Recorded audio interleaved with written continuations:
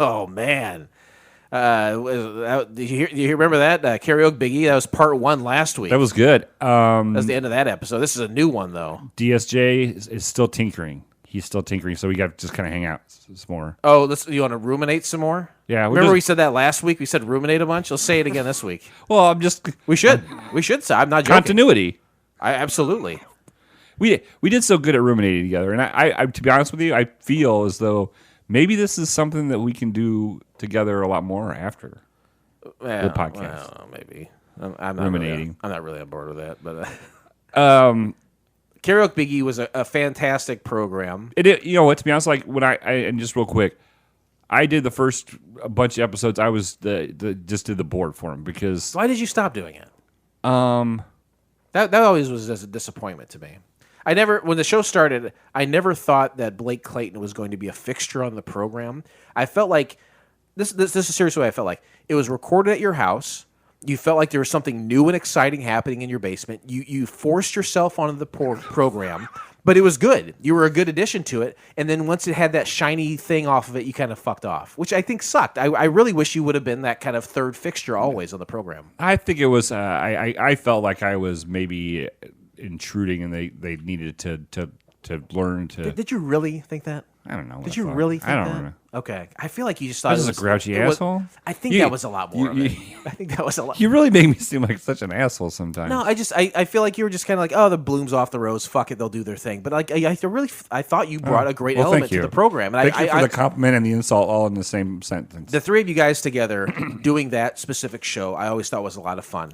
And I think that when the show was at its best, it was you guys and a guest. I really, my character was kind of like Brett Morris, like on Who Charted. You're talking about the earwolf producer and sometimes co-host of things. They would just talk to him once in a while, That's kind of... Yeah, I think he's a permanent co-host of Who Charted. Oh, yeah, though. yeah. He's a guy. He messaged me once. Did you know that? Yeah, you told me about that. That's pretty cool because you told him about he fucked up something. I don't think he did. I think it was something else going on. There's a time, and it's kind of stopped recently, thank God. But I don't know if it's ever happened to you, Blake. I'm listening to a podcast, and then something happens where then I hear that same chunk again, and like something replays. Yeah. I think it's a problem with like a compression of the files, sure. And it's something cycles through, and it's different for each person. I think sometimes they experience it in different ways, and when I voice that on a subreddit, I think he monitors it, that Brett fellow, that engineer, and he contacted me, said, hey, what were the points that you found were the problem? Because I think he was like, this is my job. I need to take it serious. And I told him, and I never really heard back from him. But didn't he say thank you? No, he didn't say thank you. I said, hey, this is cool. I listened to your show. I'm a fan. Nothing. He gave me whatever. Come on. We talked about Kevin having karaoke, being on Karaoke Biggie and being one of the hosts, but he did his own show as well. Oh yes.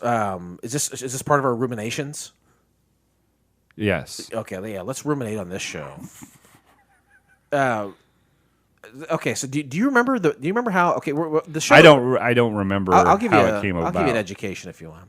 Educate me. Okay. So the program that you're alluding to is the Sixer. It's a program. It's a kind of a pun too, because someone says, "Hey, I'll bring over a sixer." It means I'm bringing 6 beers, and we'll get moderately buzzed drinking them. But it also means here's 6 songs, and there's some sort of theme or loose connective tissue of why we're listening to these songs. And what happened during the pandemic? Some people stopped meeting in person. Not you and I. We did one. My wife, the first week, she's like, he's not coming over. Mm-hmm. And then after, the 2 weeks came up, she's just like, I just stay. Get away from me. Whatever you have, I have, for sure. He's going to go in the basement anyway. So, But during the pandemic of COVID-19, a lot of people were not getting together. And such was the case with Karaoke Big E. And so while the show was, the premise was, hey, we will sing karaoke songs, and it's a ridiculous premise for a podcast, but they did it in spades. It was wonderful.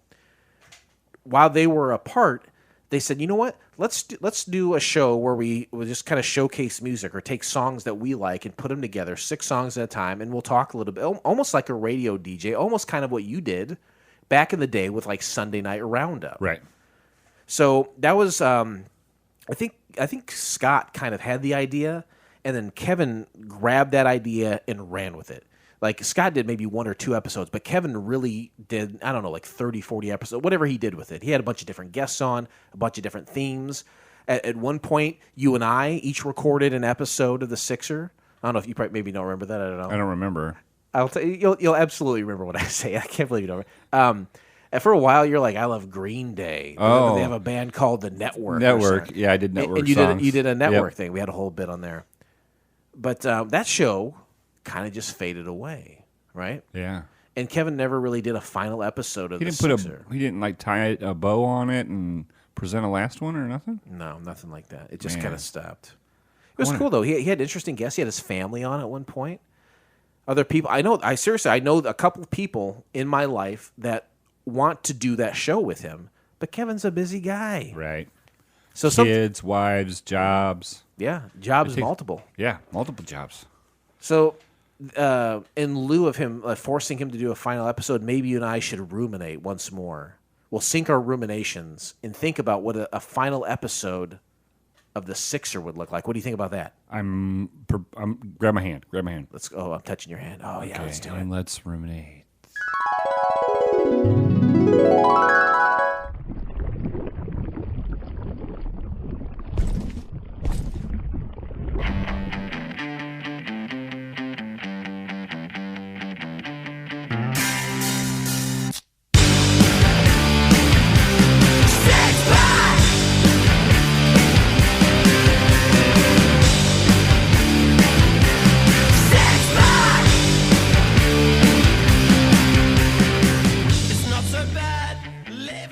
Welcome back, or welcome to the Sixer Podcast.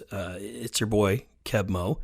And I took a couple years off from the pod. And I got a little bit of a different setup.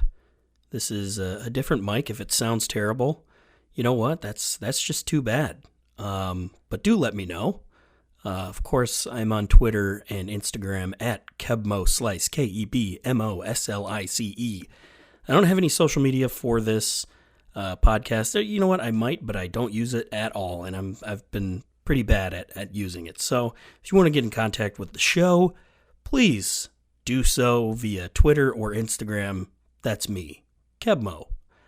This is a mixtape of what I've been listening to lately, and it's also in honor of the Couch Pilots' 400th episode. Can you believe it?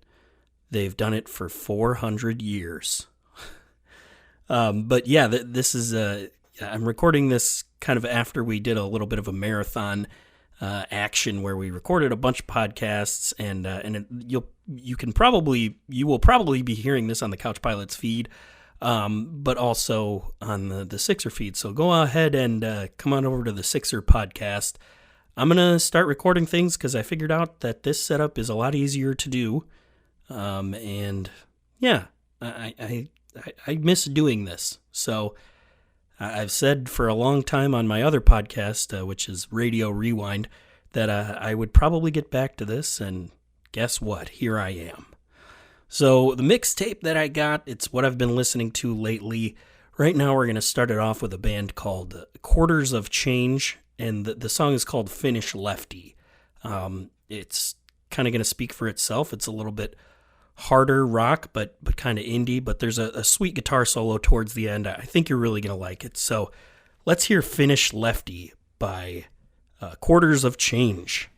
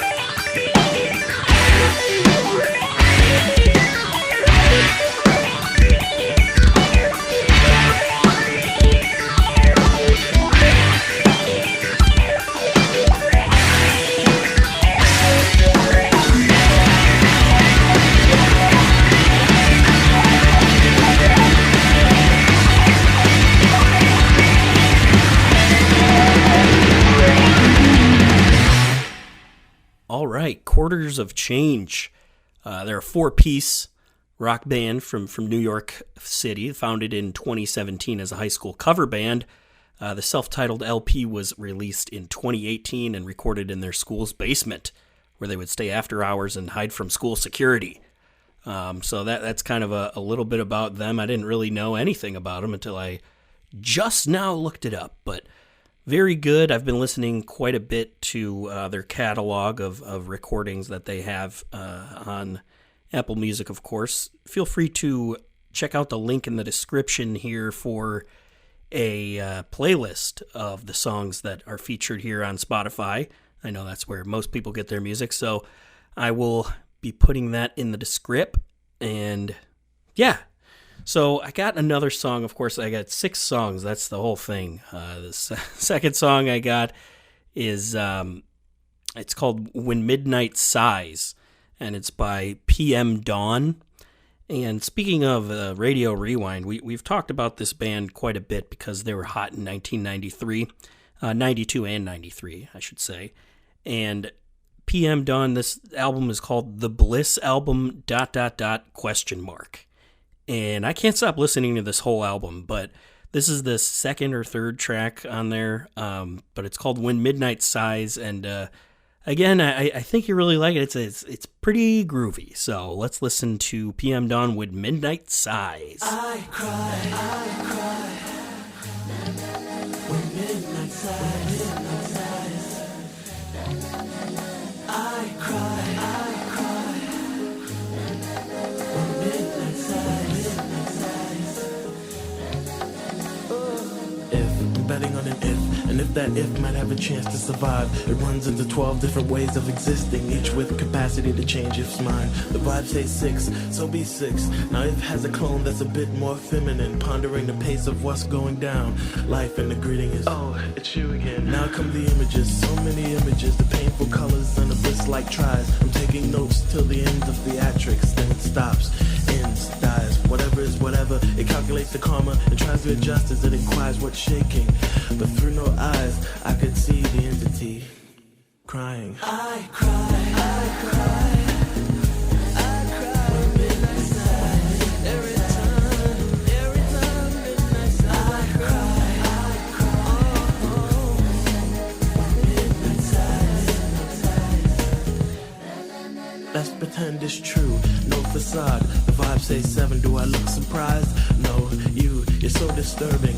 Anxious tears, do these paint my eyes? Oh, the mysterious fee. No one sees and no one tries. Whenever tangible, I fall out of love. But for now, my mind isn't mine. Sporadic advice, never thinks twice. But exotic thoughts conclude this frenzy. Pay no attention to the scars. However bright, all the men see is precious you.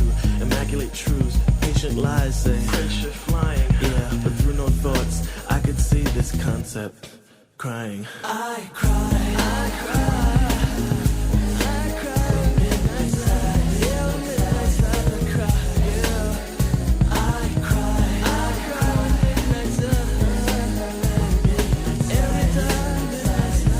Every time at midnight sighs, I cry. When midnight sighs,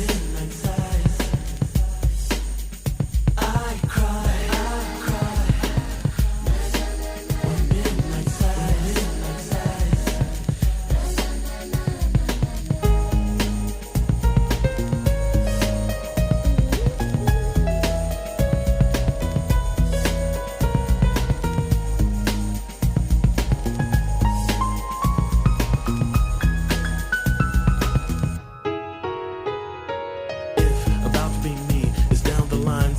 Say 5. I put on hoofs, horns, and an attitude that nonchalantly fine. I'm alive, 12 a.m. I understand. I find the 8 too late, it's gone. But I could see this woman crying, cussing, crying, and carrying on. Oh my God. I cry.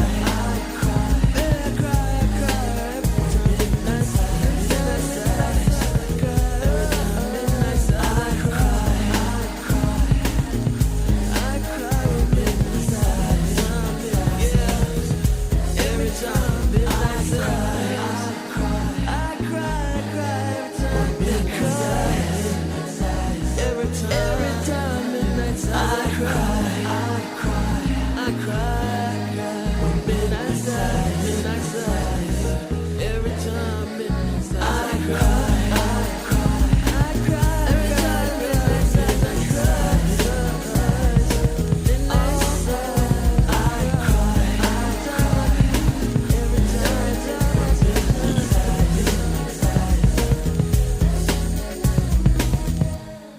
That was PM Dawn with When Midnight Sighs. Yeah, I don't know, man. It's groovy. I really enjoy that whole thing. They had 2 hits that came off of that album. Set Adrift on Memory Bliss and among others. But I really think that's my favorite one. I love like the rapping part and the singing is great too, and just the na na na throughout the whole song is really good. Anyways, let's move on to our next artist, which is called Pine Grove. One word, and the song is called Need 2, the number 2. This came up on my TikTok, and that is usually these days, that's how I get a lot of my music. Social media, Instagram ads. I did a whole episode on the Sixer here about, being a slave to the algorithm and picking up on songs using, Instagram, TikTok, whatever. And this one came to me, and it's just a great song. It became kind of a big deal. They re-released this song. It came out originally, I think, like 10 years ago at least. And it's very indie, but it's very like Midwest indie, vibe to it. You'll hear it. It's very good. It's called Need 2 by Pine Grove.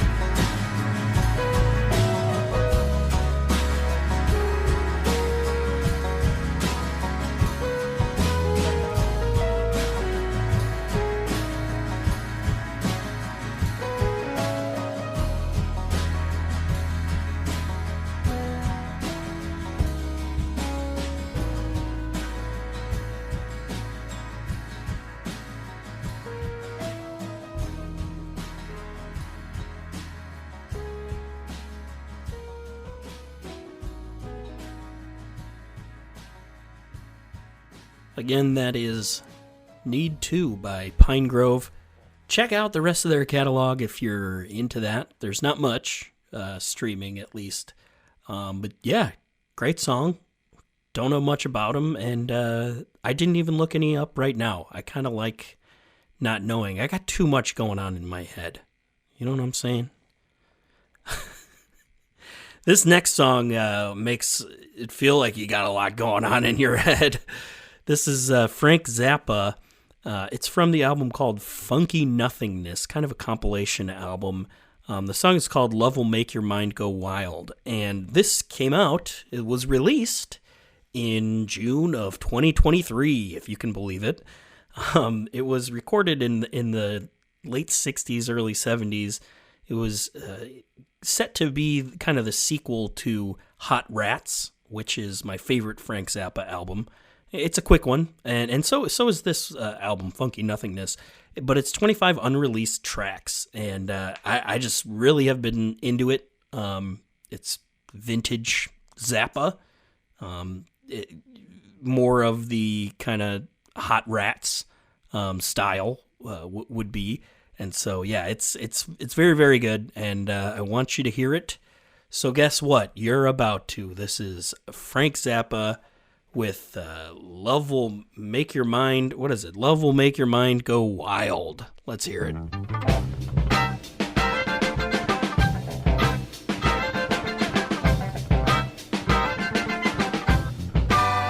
I've a story in my heart to tell the world, in my heart to tell all you people about love. Oh, love will make your mind go wild, your mind go wild. A year ago, our hearts were happy and gay till that day we fell in love without knowing it would stay. Oh, love will make your mind go wild, your mind go wild. But I get along somehow, my dear. After all, I've got my own life to live.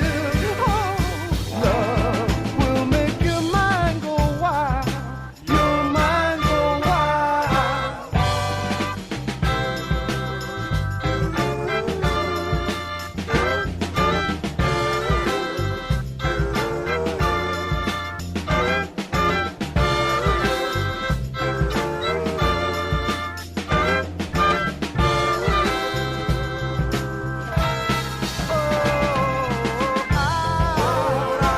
Get along somehow, my dear. After all, I've got my own life to live, live. Oh, Lord.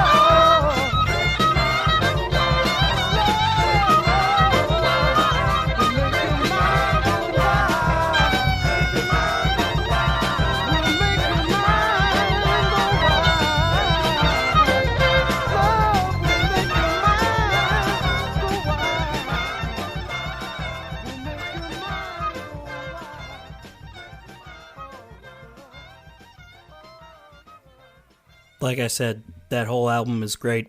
Check it out. New release in 2023 from Frank Zappa. Of course, been dead for a long time, almost 30. He's died in the 90s, right? Early 2000s, something like that. But yeah, sorry, Turch. I don't know everything about the guy. If Turch is listening, friend of the show, Turch. This next song is by the Flaming Lips, and it's called Bad Day.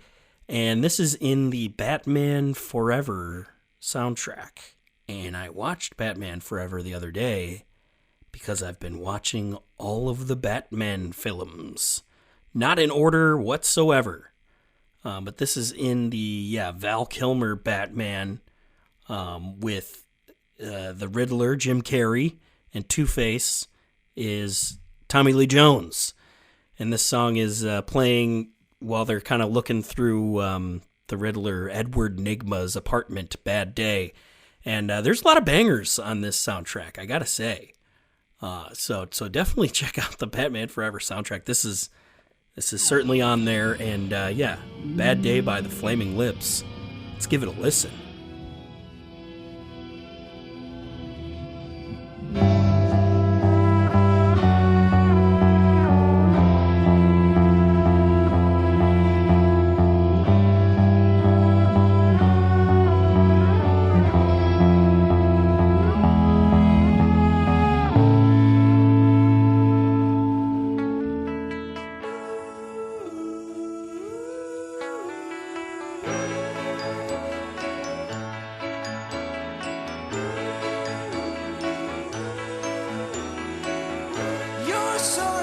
Stuck where you are, but in your dreams you can buy expensive cars or live on Mars and have it your way.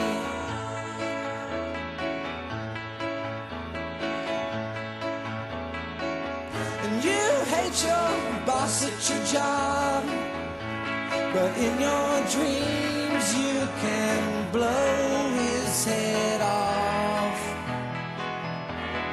In your dreams, show no mercy.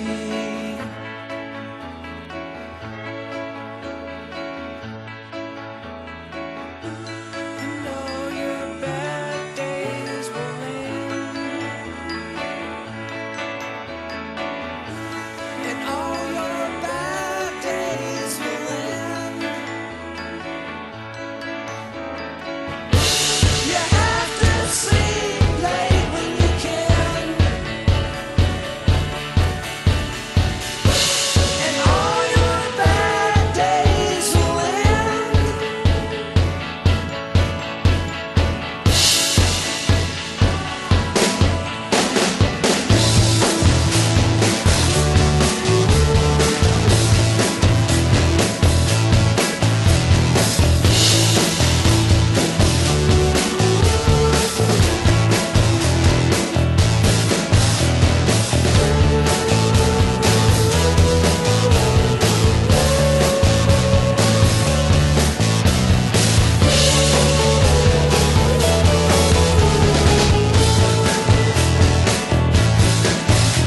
And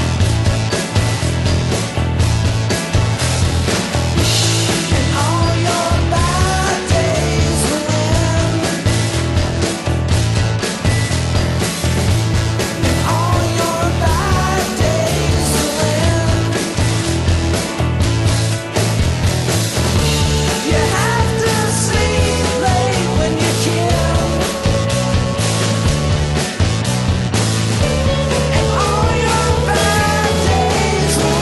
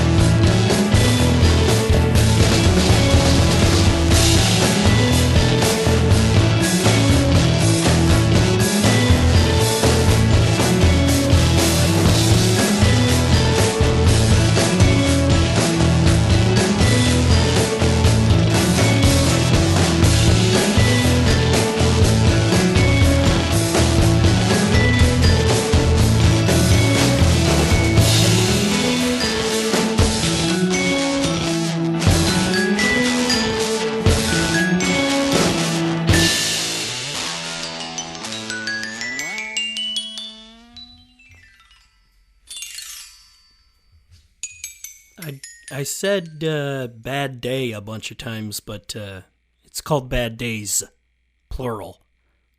Anyways, Flaming Lips, never really got into them, to be honest, but this song, it got me listening to some Yoshimi Battles the Pink Robots. I think that's what it's called. There's a big catalog of stuff, and people seem to be pretty devoted fans of the Flaming Lips, and I just never really gave them the time of day. So this gave me a chance to check them out, and it's like, yeah, it's indie rock kind of sounding stuff. I thought they were like a lot heavier for some reason. They do have some heavier stuff, but yeah, really good song.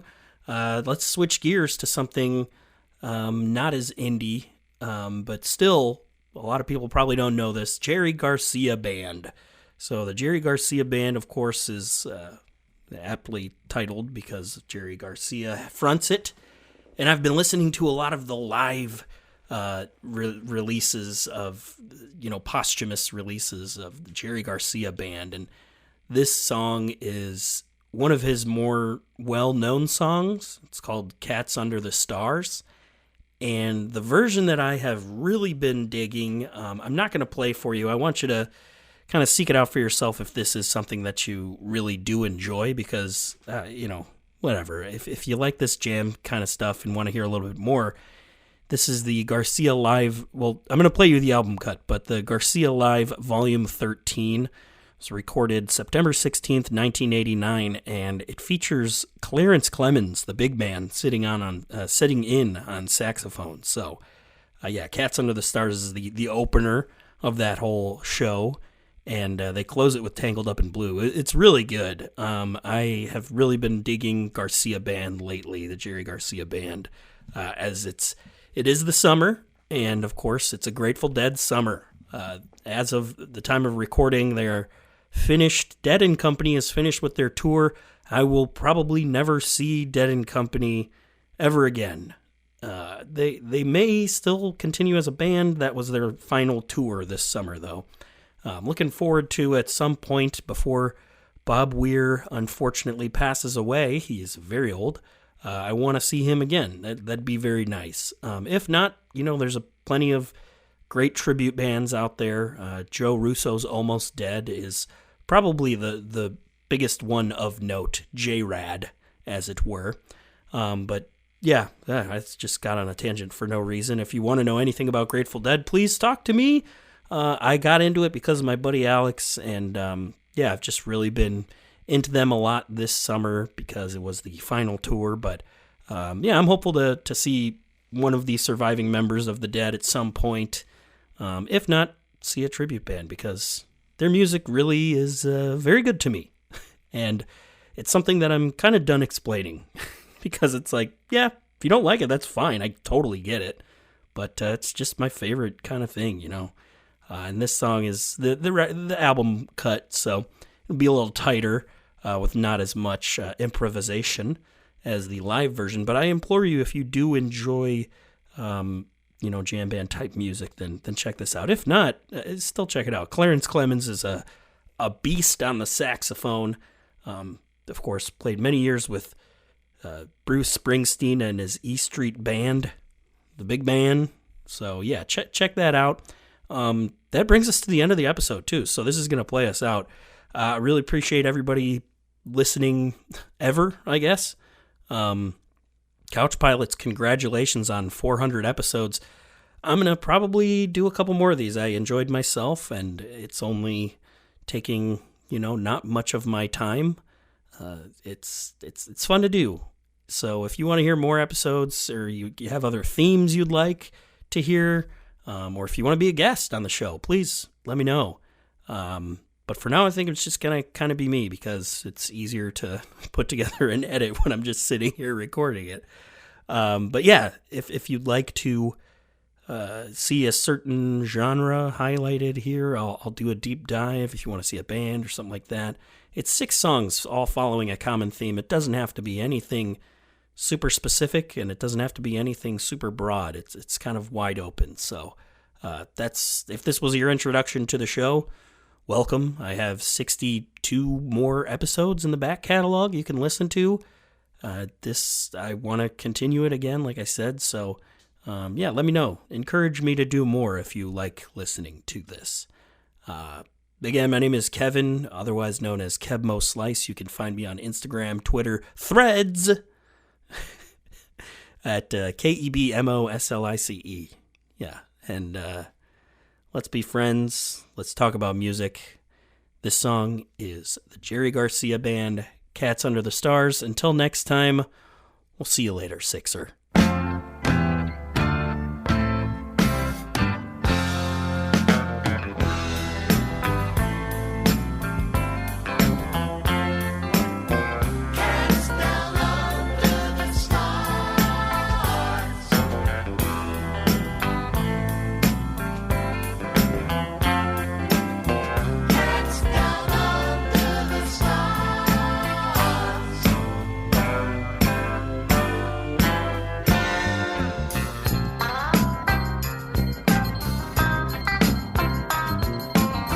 Cats on the blacktop, birdie in the treetop.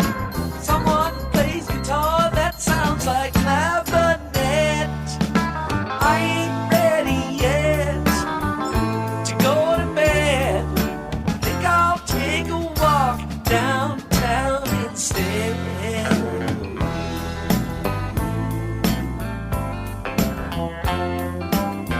Cats down under the stars.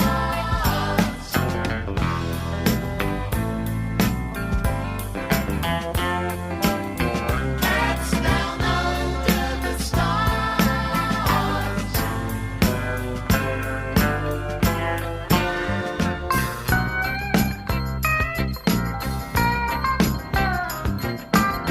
Cats on the bandstand, give 'em each a big hand.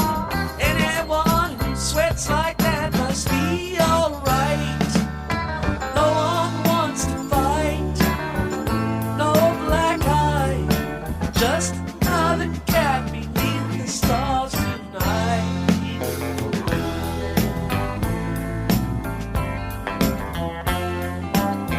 Cats down under the stars.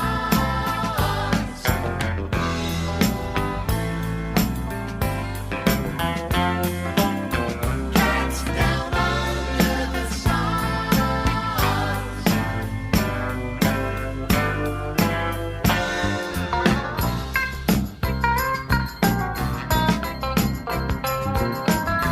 Cats in the limelight, feels like it's alright.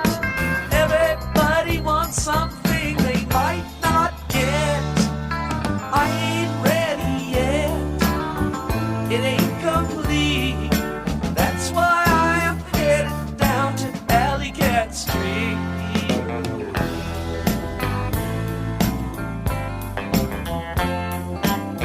Cats down under the stars.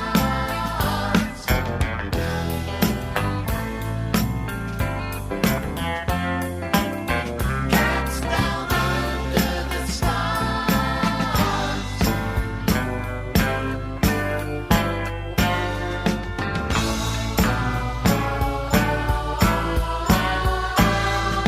Satin blouse unbuttoning. Satin blouse unbuttoning. Time is a stripper, doing it just for you. Time is a stripper, doing it just for you. Just for you.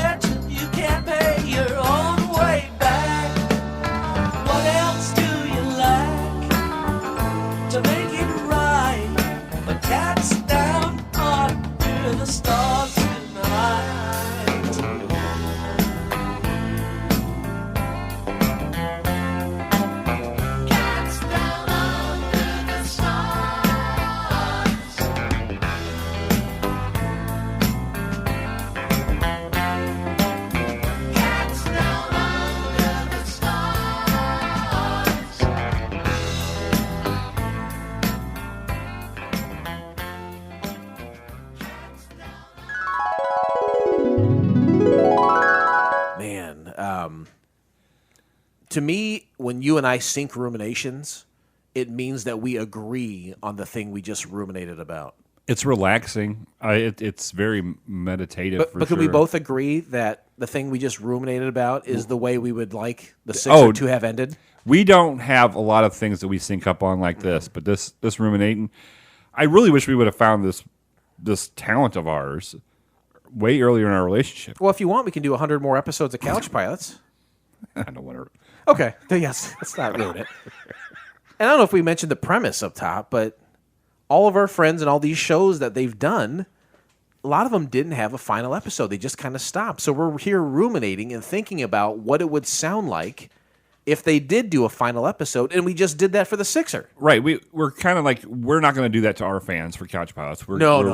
We're not going to leave everybody in the air by themselves. We know when it's ending. We have to land. The plane has to land. You know what would be really funny? Is if one of us died before we got a chance to record the final one.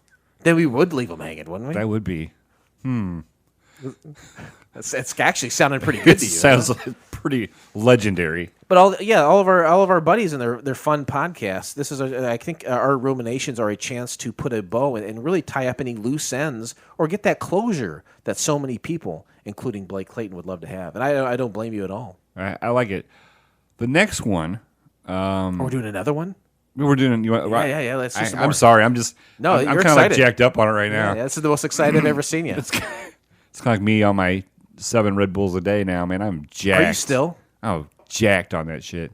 Man alive, I don't know how you do it. Your heart is going to explode. I hope. But when it explodes, you're going to hear this sigh, like a sigh of relief. And you'll think it's a human being saying, but it's your heart being like, oh, thank Christ. Now I can take the week off.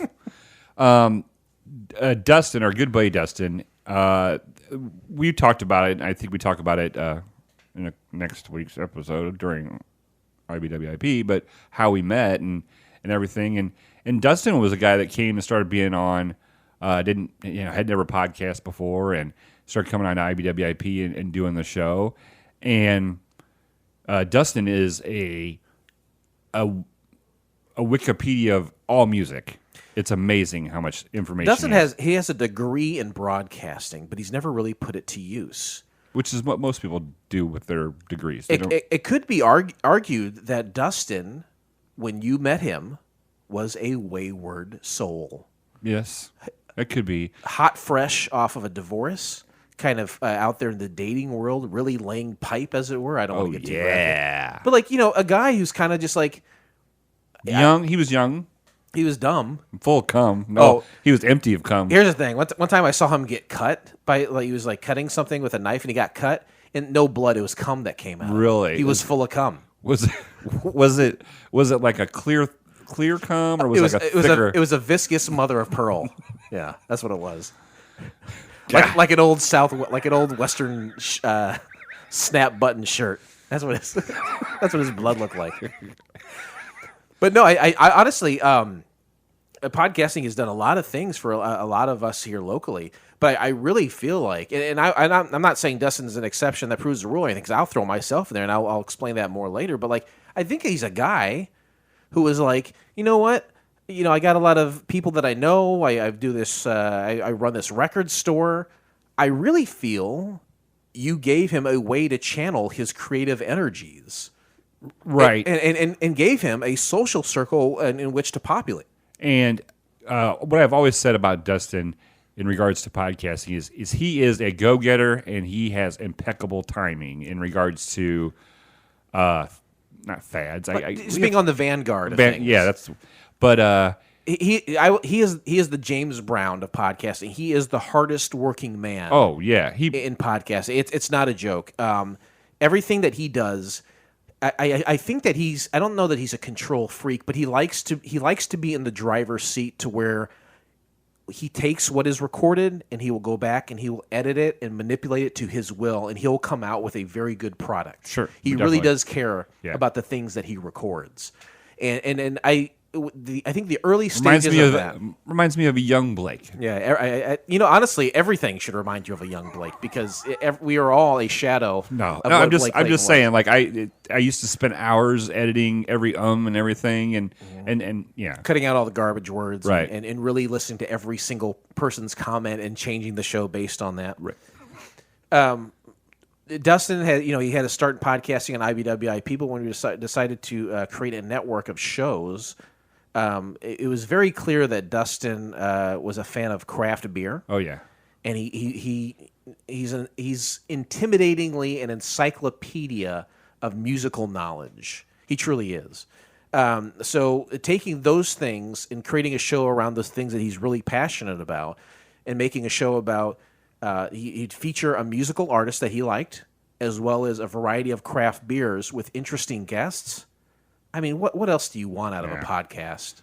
What else? What else could you possibly want? Well, and if you can combine two of your two loves that you have, and do it and make it into a show which you love doing, I mean, it was never work for him.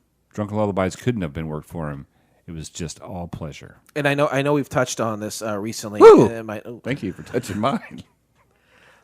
We said, every program needs a co-host. It's very difficult to be a one-man show, which he later would go on to be. But we said the co-host, and I this is the guy I had in mind. I said I worked with a fella at Caterpillar. His name is Blake.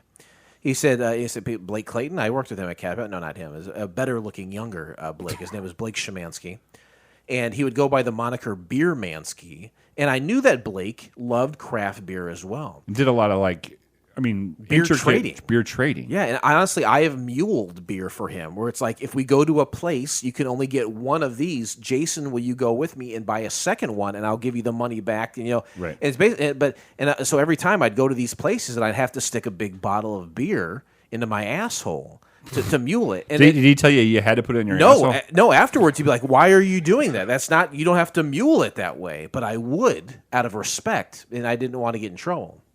Anyway, I said, who better than another craft beer-loving fellow locally than one Blake Szymanski to pair up with Dustin? So Blake, I don't know if you know this, Blake went over to Co-op Records where Dustin was working, and they met for the first time there, and they talked. Oh, that's cool. And they got along gangbusters and decided, you know what? I think we have a shared love of this. Dustin's like, I'll kind of take the wheel. You'll be my wingman, and we'll move forward. And they did for like a year. Right? Yeah, I remember the first 2 episodes. They recorded 2 episodes at Dustin's house that first night. I was there. Yeah, I remember that. And I remember Blake's wife was with child. She was in the motherly way, as sometimes people say.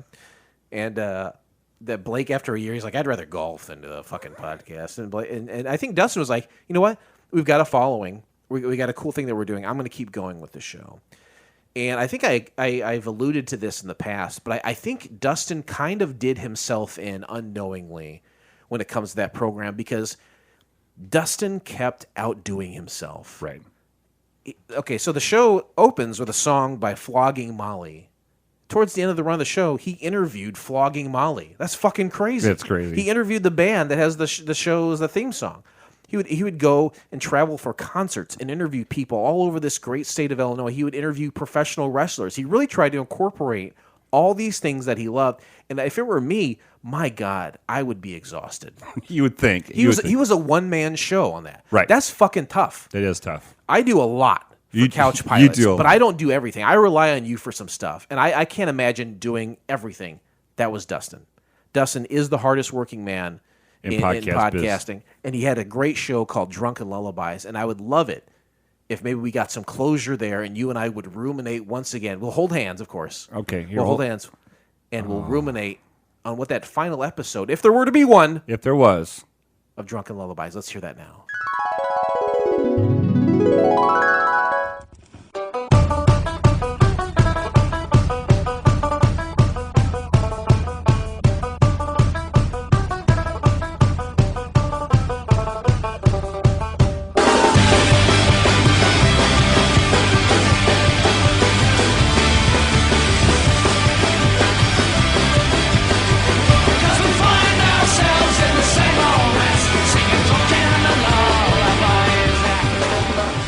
Hey everybody, it's The Voice, welcoming you back to Drunkin Lullabies for the first time in 5 years. This is episode 129, the first one since May 13th, 2018. So forgive us if the format changes a little bit, because I haven't done this in a while. I've had, I think, 4 other podcasts since Drunkin Lullabies wrapped up, but we've been doing this event in celebration of Couch Pilot's final descent with Blake and Jason doing their thing. And we've been wrapping up some shows today. We are closing it out on this Sunday. And if we're doing the final episode of Drunkin Lullabies, what better way to say goodbye to this show than with the 4 guys who were there at the beginning when we were sitting around my kitchen table, eating popcorn on mic, drinking beers, pumpkin variety and Stone, and just talking until one of them passed out on a futon. Occulto. So, yes, we did have a culto. I forgot about that. Too, yeah. But, of course, it can't be Drunkin Lullabies farewell without Beer Mansky being behind the mic. Greetings. Welcome back, It's bud. me. It's me. And then, of course, the other 2 guys, Bottle Cap Kid and Flannel Mouth Tyler. Flannel Mouth tea. Yeah. We're all here. Hey, guys. We're Wow, all at Blake's Studio audience is going nuts. Yeah, Couch Pilots Studios. It's been a while since we've all been here. Seems kind of familiar. Well You had rules for the show when Dumansky yes. was on. yeah, it has to be free on the internet. There's 3 rules. Okay. There was only one episode. Right. Oh, no, that's Couch Pilots. I'm Yeah, sorry. it was. Oh my God! I wonder why that's Expulsions of gas. Yeah, the at-home drinking game. If you're drinking while listening along, take a drink every time there's an audible expulsion of gas. Anytime there's a swear word or the word of the day is said. We did swear word. I think that's so. sadistic. I forgot about That hurts. That's why your fan base dropped, right? Yeah, right. A lot of people passed. They just That's why Flannel Mouth never made it big. But we're here, and we're gonna drink some beers. And although they're not technically a sponsor anymore, we're gonna have a few sponsor spotlights. Sponsor spotlight. Hip hop, hip hop. My voice is like a monster. And now a word from our sponsor. Are those rules that you mentioned, are they in play for this show or not? May as well. Well, okay, well, what's the word of the day then? The word of the day is gonna be drunken. Oh boy. Yep, You're wearing a shirt. Says I am. Drunkamaniac. Drunkamaniac. I busted this shirt out of my closet. Haven't worn it in a while. Still fits for the most part. Of all the guys that did podcasts, you're one of the only guys I think who had merch for your show. I've had merch for 2 shows now. What's the other one? Oh, the Ernest P. of Worrell course. Preservation Society. Yeah, of course. That's right. The podcast you do with him, Jason. Well, did. That's over too. Sorry. Yeah, we just Did. finished it. Expulsion of gas. All right, here's a can one for for you at Blake and Jason to share. Tyler, Thank you. that's for you there. Booze, glorious booze. Well, you can pass it back if you want. Thanks. But our first beer that we're going to try is from Distill. This is from the Deadhead IPA series, which I don't think existed when we last did our episodes. And it's a great series. It is. They just keep coming. I've had a lot of them, but this is a newer one. I bought it at the brewery. This is called Looks Like Haze, 7%, 60 IBUs, of course, a New England hazy IPA. It says our Deadhead IPA series melds the alluring vibe of our favorite music with unbounded takes on the hoppy beers we love to drink, unleashing a whole new groove. Looks Like Haze IPA features 2-row malt, flaked oats, wheat, and an ensemble of Columbus, Mosaic, and Idaho 7 hops, creating a harmony of citrus, tropical fruit, and pine aromas and flavors. Hazy, citrusy, tropical, piney, and fruity. Did you say flake notes? Flake notes. Flake notes. Flake dotes was the first thing Flaked, I got out of it. flaked But flake- oats. Drunken Oats? Yes. Flake notes. Take a drink. It was Oates' side project after Hall & Oates went on hiatus. I ate totes. Hiatus. There's I just saw that. You took a picture of Szymanski drinking with his tongue, and I saw it, and then now you're showing me a picture of him having just done it. Yeah, I wanna see perfect. Instant replays. Hey, can you pass me that can? I want to. He wants more. The live photo is I like that. Yeah. The first episode, it said you haven't done an episode in like 5 years, but it's been like 8 years, I think. Since the first one, yeah. And you were in your kitchen, which you, after a while, you said, we're not recording in the kitchen anymore, we're going downstairs. The acoustics weren't ideal. The popcorn thing really. And the popcorn only lasted, I think, the first few episodes. And then we were like, yeah, eating on mic. Yeah.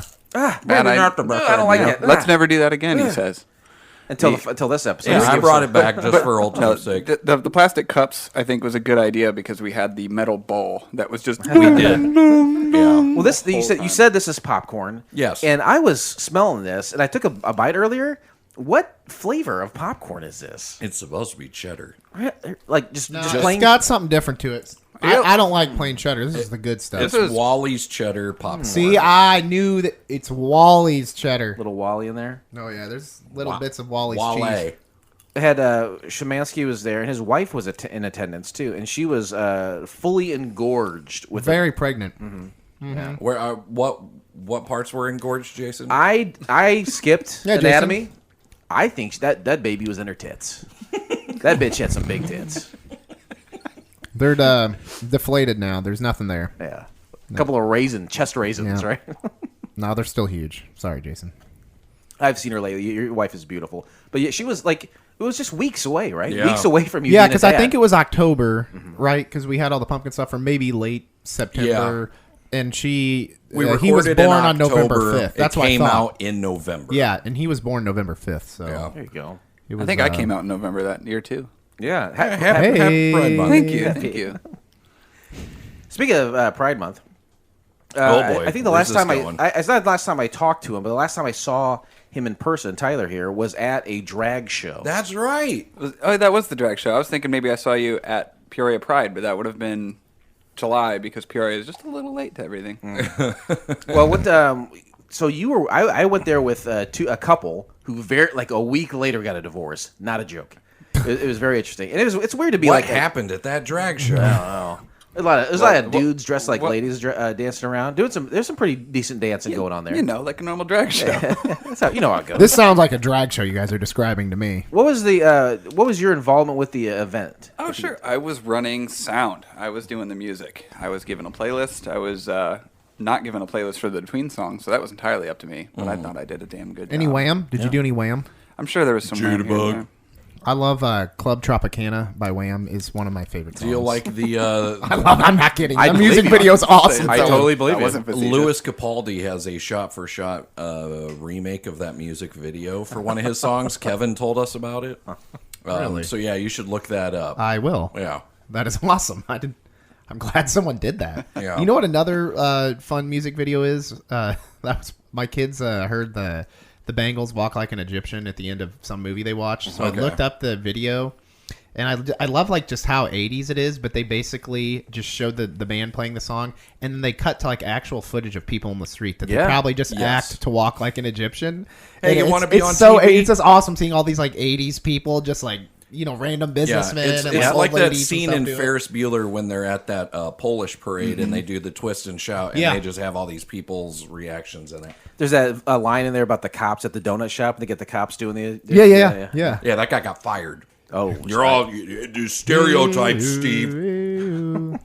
We don't like that they're poking fun. We like donuts. I mean, we do like donuts, but I love everyone donuts. likes donuts. That's not enough to save your job. no. So Blake, are you enjoying that little sippy cup you got over there? Yes, I'm enjoying this. This is Does it enhance? I went with the beer? red Enhances and the flavor. yellow. It's a big to open go with the nose. color theme. Oh, of your shirt. Yeah. Hulkamaniac, Drunkamaniac. Hulkamania, yeah.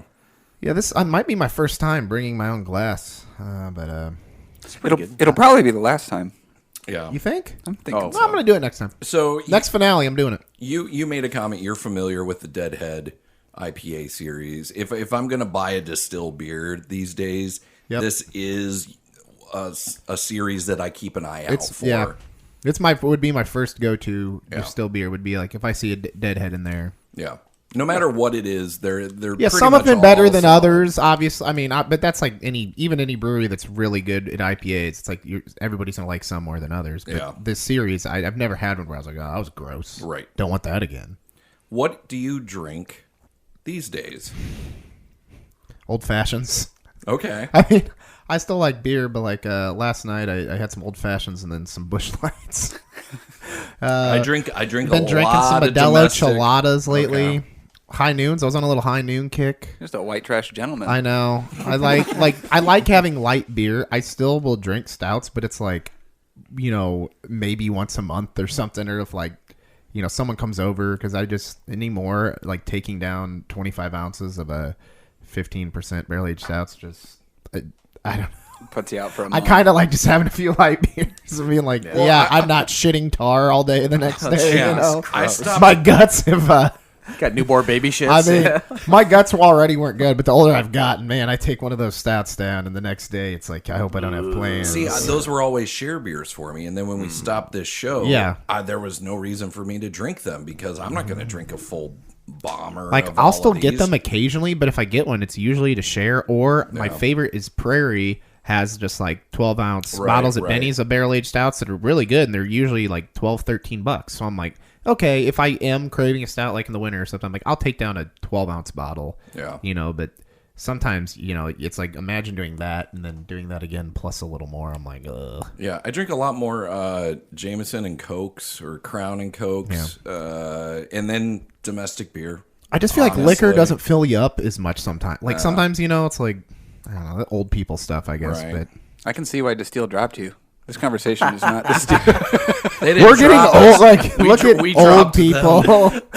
We're just old and lame. They have no idea. I went and gave back technically our last final month's sponsorship money at the bar yesterday, buying beer from them. So they got it back. Yeah, Oh, did you actually go to the brewery to get I it? was in Bloomington Okay. yesterday for the Illinois Video Game Con that the Tosher family puts on. Oh, no one told me about it. And I was like, I'm in town.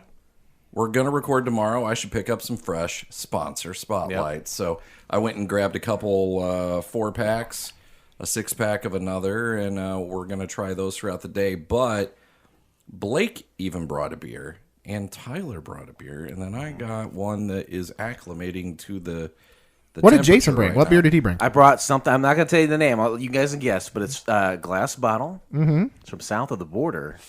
Celebrates a special kind of Coca-Cola, Halloween Mexican Corona. Coca-Cola. Mexican Coca-Cola? No, that's close. It has booze in it. But it celebrates kind of the Day of the Dead. Is it I don't wanna like spoil an it for occult you. type thing? What was that? A cult, no. A cold no? A cult? A cold no. Oh, yeah. All right, That's my wife gives me most nights. We're going to do a side-by-side because I have another Steal Your Haze. Ooh, a classic or another side-by-side. Deadhead. Yeah, this is the Steal Your Haze. Oh, it's called Steal Your one. Haze. I like that name. Yeah, I do too. That's So- even got a little steely on the middle, doesn't Yeah. it? I like that. If you have two, just maybe open one because That's what I'm going to do. okay, yeah, we didn't finish this one. We're trying to get Jason really schnockered. Talked to Dustin a few nights ago. Oh, yeah, when we ended the Ernest show, I got he really was- drunk. Sorry. He got in his feels. It was sweet. Sorry, Oh, guys. did you cry? I cried out my asshole the next day, shitting tar like I was fucking Blake She-Mansky. Oh, yeah. Take a drink. Tyler, what do you drink these days? Anything and everything. Okay. Yeah, I'm a You're big- at that point in your yeah, life. it's been a long 8 years, Dustin. Yeah. I get that, though. I'll still You try. and him and Jason, they're the bachelors that are, living alone. Hanging out at drag shows. Yeah, you know how bachelors do, right? That's all they do. Everyone's a drag queen anymore, right? Yeah, we Am I just right? we go out to meet these chicks and they're always dudes. Yeah. I can't tell you the last time That's I how I fucked met a chick Ashley. that wasn't a dude. That's not. I mean, the trans debate aside, there's no debate. The fact is, that's the point. There are a bunch of dudes going out pretending to be ladies, and that's great. Yeah, I don't give a shit. Fucking do whatever makes I you happy. couldn't care. No, Who gives a but, shit? Yeah. but it's not going to help me find the lady of my dreams. Yeah. Well, that's a good. Yeah, because they're not going to drag shows to meet straight cis white They males. sure aren't. It turns you know? out. So They're like, why are you here? Oh, I know a guy. they're there. He's the one dressed like a nun. They're you like know? an organization where they go. They just they get together. They know people around the state. People traveling to do these shows. You're not necessarily a part of it, but they just hired you to do the sound. Correct. And how do you have like a side business that you do that's just like for sound for people like that? I do not. So you just knew someone and they asked you? Yep. Okay, he's being kind of tight-lipped. It's fine. Was it No, through man, I'm just really boring. your ex-wife? Is it people she knew or something? No, it would be the flannel mouth Luke, Oh, okay. indeed, and then his wife at the time was she. What's runs- going on she- at Flannel Mouth? Everybody's. Yeah, it's craziness. Uh-oh. Yeah, we'll do a whole podcast on that. Okay. Lonely Hearts Club, baby. But Jason, just you and me. Well, no, you're never lonely. You're alone, but you're never lonely. I have a mental problem. I'm never depressed or alone. Jason, I got a question. Do you think any of the people at these drag shows have a certain medical diagnosis? Wait, what? The people that run sound shows at, Maybe at the one. drag shows. Is that what you said? remember what happened to me? That uncleaned toilet seat, and then found out I was. Oh, yes. This is okay. I was playing dumb because I didn't think you want to share this story. I was at Walmart a few months ago, just Yeah. minding my own. You know how I fucking do at Walmart. Yep. And I get a call on the phone, and Blake calls me and says, "Hey, Yeah, it was very it's Blake." serious, And it's yeah. weird because I don't get a lot of calls from Blake. So occasional text. He knew it was serious when I called. He calls me up and he says, "Hey, I'm out at Red Rocks. I came out here to see." I Billy forgot I was at a concert when I called you. I really was at Red Rocks. Billy I- Strings, I, right? I was. So I'm seeing Billy Strings. I forgot that's where I was. And I just got some news I wanted to share with you. And I was like, oh, please. I stopped shopping for my clothes at Walmart. And he said, I found out I'm medically considered gay. Yeah. And I was like, what weird information to receive at Yep. Walmart. Yep. But I support you. I've been supporting you the whole way Found out through. I didn't know it. You know, I thought I was straight, but yeah, I had some blood work done for my physical, and then it came back. Yeah. And my everything was fine. They said, but actually, you know, you think you're straight, you're medically gay. How did Ashley take it? I mean, we're still together. You know, she deals with it. Well, you don't seem impressed with her breasts. It's anymore, rough. So that well, seems like you know, a I'm side trying effect. to be. That's what changed. I am, but I know that medically I shouldn't be. So I try to fight that urge. You know. So we fight that urge every day, man. Yeah, it's tough. So if you're at a drag show and I feel like it's usually gay men. Is that fair to say? The last drag And show women, right? I went to, I was definitely one of the few straight men. No, I meant the Like it would probably be a lot of straight women and gay men. Would that be? I don't know. I've never been to one. The performers That's what I are meant. typically gay men. Yeah. Okay. Yeah. And the audience is typically straight women. Yeah, that was kind of what I figured. Yeah. Are there a lot of trans people in drag, or is that because I feel like there are some lines that are fairly consistent, and then there's some gray areas. I couldn't even begin to weigh up I don't with know. any sort of metal. And I'd probably offend someone if I tried. I'm just- like, if whatever you you have want to do. Oh, I'm not trying to offend anyone. I'm just I'm just saying curious. if I tried to make some guess. Or, There's a lot of weird, I don't know. weird things that I don't know about that are real close to me. It's like next door stuff, and I don't know the answer to these. I'm just curious. Yeah, I've read stuff like that where it's like Unfortunately, we've learned nothing in the last 8 years collectively. So. Well, it's like the younger generation gets all this stuff, and I'm just like, I don't know. I hope I don't call you the wrong term, but I'm fine with whatever you want to do. I'm old. And as long as you're being supportive and you're trying, Yeah, that's just what don't be matters. an ass. Hey, like, actually, no, you called me she, but I'm they. Okay. It's like, All right, okay, yeah, wonderful. sorry. Yeah, I My didn't know. bad. All right, yeah. You slip up and you go and you apologize. Great. Yeah. You're like, I It's like, didn't oh, mean yeah. to offend them. Let me buy you a drink. Yeah. Yeah. Yeah. Actually, I'm sober, and it's really offensive to me that you did. Damn it. Hey, I'm not sober because I'm drinking this Deadhead Steal Your Haze, which as soon as I took a sip, I was like, ooh, I like this one better. And it's because it's got Citra in it. It is, let's see, Steal Your Haze IPA features Pilsen malt, one of Jason's favorite neighborhoods in Chicago, flaked oats, wheat, wheat combined for a jam session with Citra, Cascade, and El Dorado hops to strike a chord of citrus, floral, and pine aromas and flavors. Cheers. Dude, this stuff's really good. 7% on this one. It's tasty. Just to continue the conversation, that Deadhead series is so good. Yeah. It's Yeah, and you can it's taste very- a clear difference between the two. You'll but get both good. a Yeah. 4-pack of Tall Boys. What are they, like $13 or $14, Sounds about something right. like that? Yeah, you're paying, They're pretty reasonable. $3 to $4 per can, which if you go to a bar Yeah. or a craft brewery, And they're pints. They're 16 yeah, ounce you're gonna cans. pay more than that. So And like, if you get a 4-pack of this and you drink that like for your night, I mean, you probably don't really what need I much. do Of that'll now, get you where you need I to drink be. one, drink a couple domestics or Yeah. have a mixed drink, and then like a 4-pack of that'll last me Yeah. 4 totally, I nights get of that. drinking. Or But there's just whatever. times, someone could be like, well, I could get a 12-pack for that. Yeah. It's like, well, honestly, if you drink this, it's probably going to get you about roughly where that 12-pack would have anyway, So it's like... But it would, it shreds my palate now. I think doing this show, it's surprising that I was able to drink as much of that stuff as I did for as long mixing as I did. sours and IPAs and stuff. Yeah. I don't know how our guts handle that. Sometimes I'll have an IPA, and depending upon what type of IPA, it will almost trigger a gag reflex with me, which I never had before. But I don't have a gag reflex. You should clarify that you do drink it out of a huge fucking cock straw, though, right? well, and that's how why- else are you supposed And to? but that's what activates the gag reflex. The citra. Yeah, let's be clear about what you're doing here. Let's be your technique is really the issue. It's not so much the If we're always like, Dustin, just pour it in a glass, please. I don't want to. Just please. No, he reaches for his big. This is fucking how my veiny mom cock, taught yeah. me how to drink.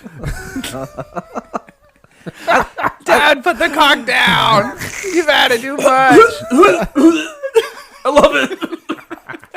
You guys want to listen to some music from our band of the week? You got a band of the week? I do. Got a band of the half decade. Yeah, right.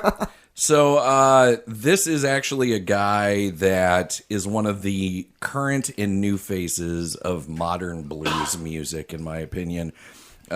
He was just announced he's going to be one of the headliners at the Blues Festival that happens here in Peoria in September. I'm very stoked that I'm going to get to see. I got a guess. I'm going to tell you if I'm right. All right.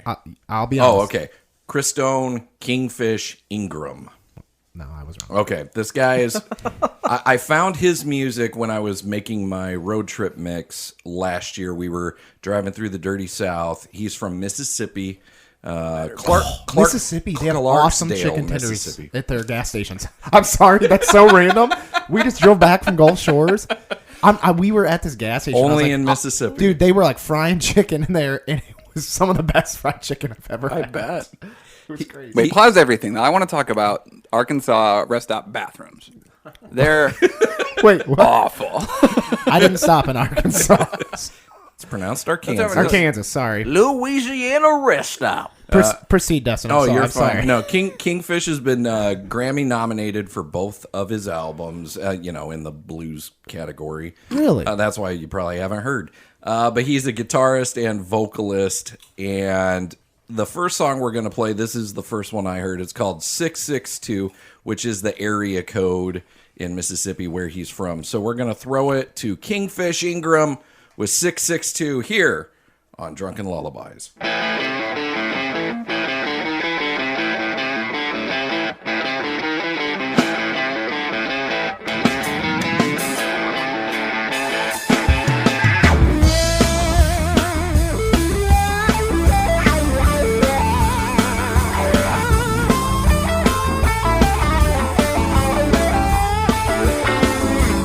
I come from a river town. Talk about nothing to do.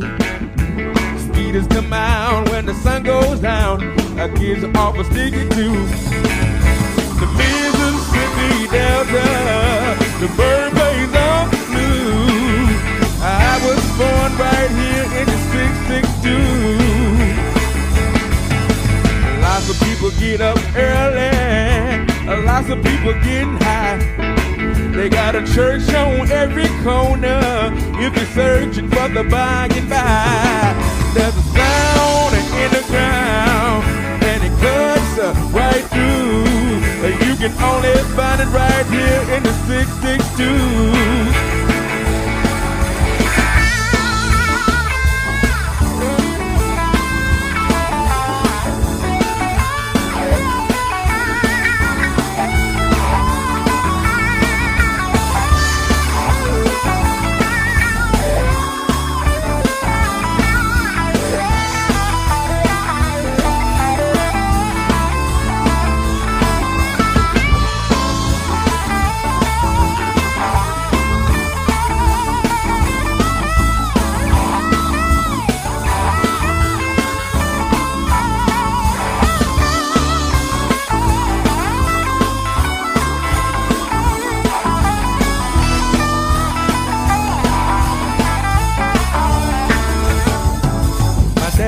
painted cool but tire.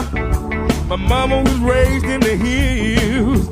My brother moved out to Baltimore, and I'm stuck here paying the bills. There's a sound coming from the ground, and it cuts us right through. You can only find it right here in the 662. Oh yeah, I'm still kicking these blues in the 662.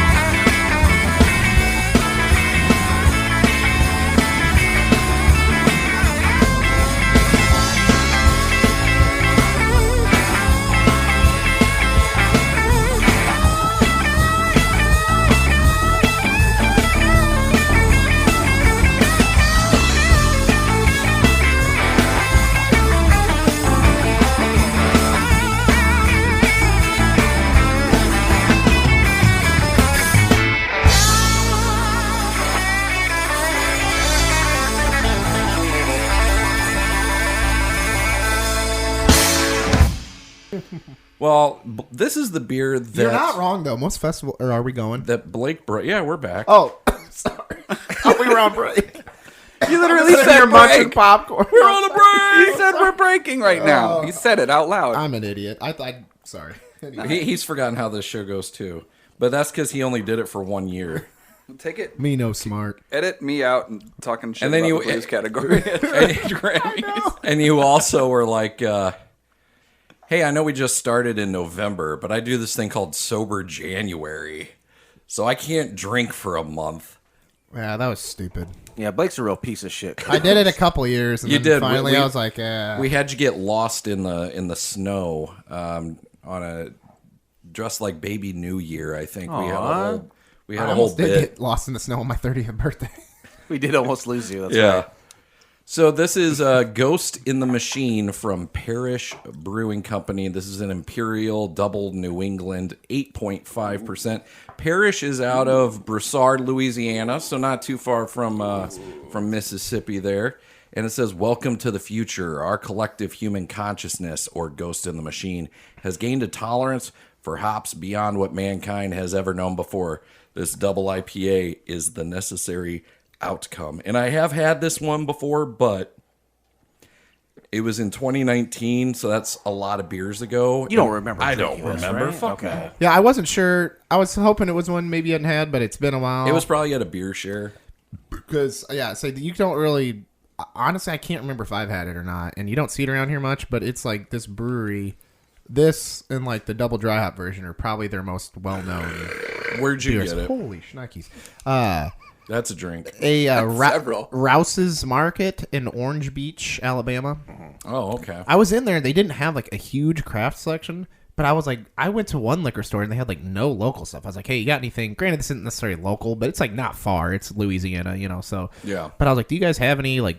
They had like almost nothing. So I found this market, and it wasn't like they had a huge selection, but they had like for a supermarket, pretty decent. And then I was like, holy crap, they had a ton of Parish.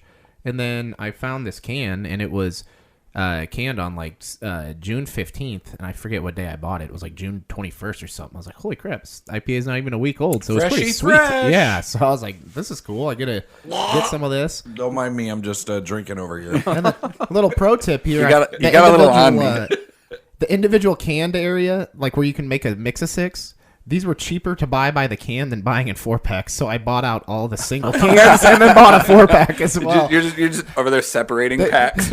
I know. I almost wanted to, but they had the actual price. I think that's the tag way to on go because the individuals are usually older, Old, right? yes. Was that the case? Did They you were see all. when they were? They were all the same. They're all the They were same? all the same, and they only had 3 of them in there. stock So kids I are- grabbed the 3 and then bought a 4-pack, but they were $3.50 by the can. And if you bought a 4-pack, it was like $16 or something. So I was like, I don't know who did the math here, The but stock kid ran out of rings and had just only had stickers yeah, left. he was like, all right, I don't have my calculator on me, so $3.50 it is. Yeah, that's like a community chest card on Monopoly there. I was like, someone didn't math well. The thing is, that's I always do that math every time I see a supermarket or Mixer 6 or something. Yeah. I hope somebody made that mistake, and you lived it. Yeah, because I would think a lot of places too would almost like upcharge it a little, maybe because it's like, hey, you want to try one Right. can You instead want of the the 4-pack, convenience, you know. yeah. So I was like, nope, they did the opposite. Like, here, just buy a bunch of single cans, Works for me. make your own 4-pack for cheaper. I have a question for Tyler. Yeah. You haven't stopped staring at me since I got here. It's hard I like not the way to. you are. I sat across from him because that's how I'm used to doing it, but also because I thought this might happen. Sure. And he's just been staring daggers at you the whole time. Is it great. Is it because you're Wow. he's getting a little salt and peppery? Looks like I think it's bubbles. what it is. Tyler's Like looking the older now. Gentleman, yeah. I like that you're old now. What a distinguished gentleman. I only like old guys. Yeah, I've noticed after like 8 years, people are older. Good call, man. It does happen that Did way. you notice that? If That's you're a lucky, fucking good if call. you're lucky. Yeah, In what? That is the I thing. mean, it like, doesn't happen to everyone. out of all of us, I did not think we'd all be here 8 years later.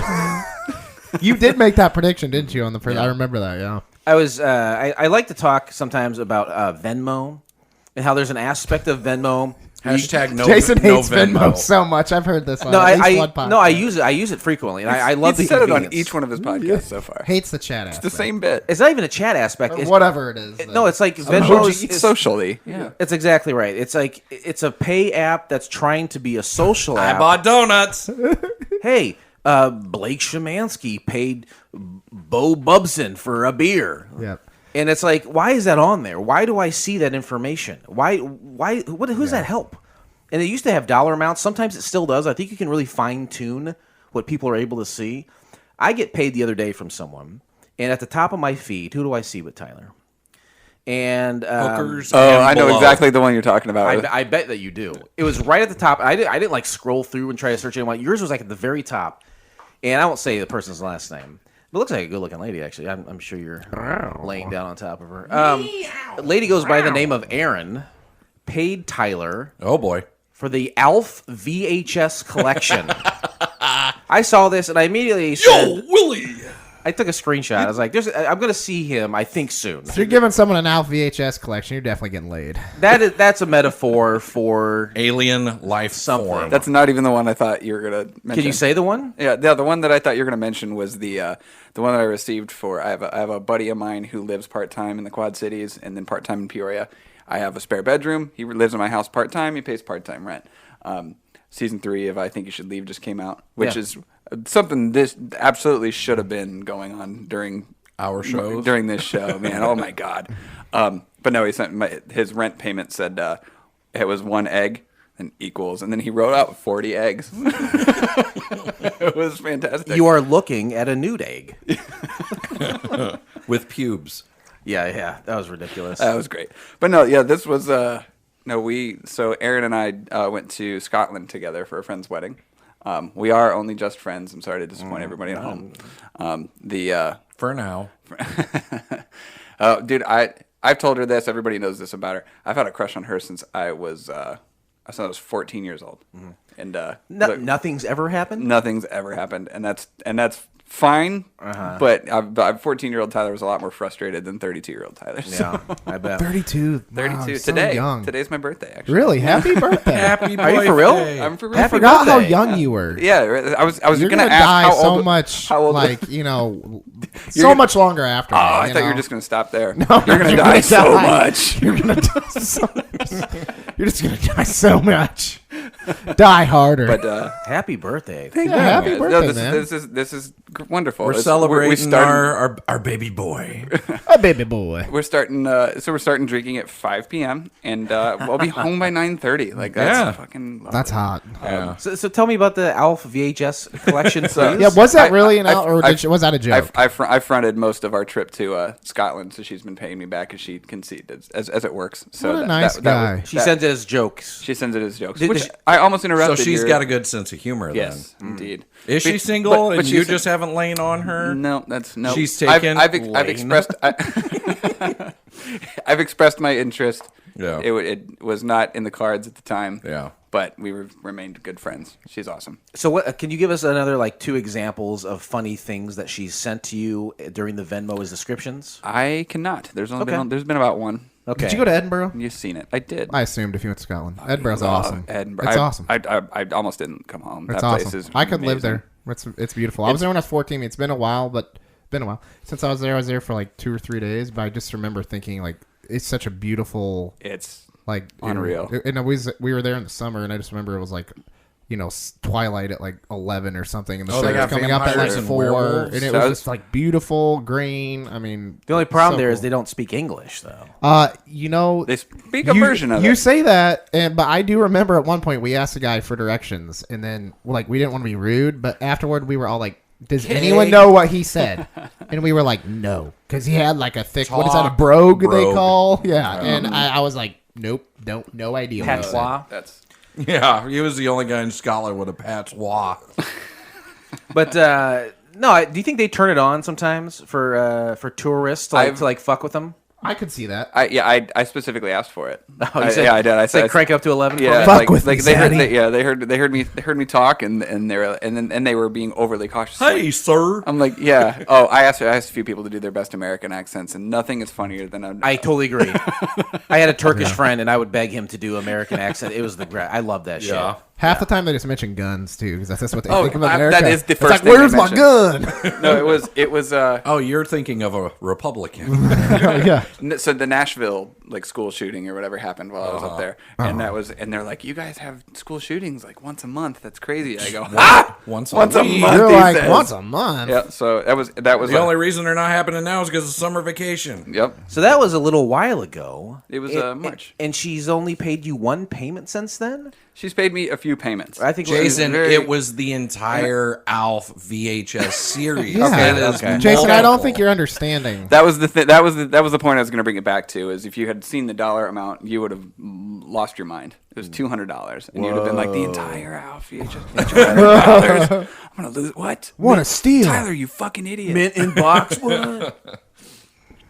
Well, that's great. I just want some clarification on that because I thought that was funny. It sounded like you wanted clarification on a lot of things. Yeah, Jason. Yeah, I'm an inquisitive mind. I have an inquisitive mind, guys. I need that cacti bottle opener there because we're going to move on to another beverage. Moving on up.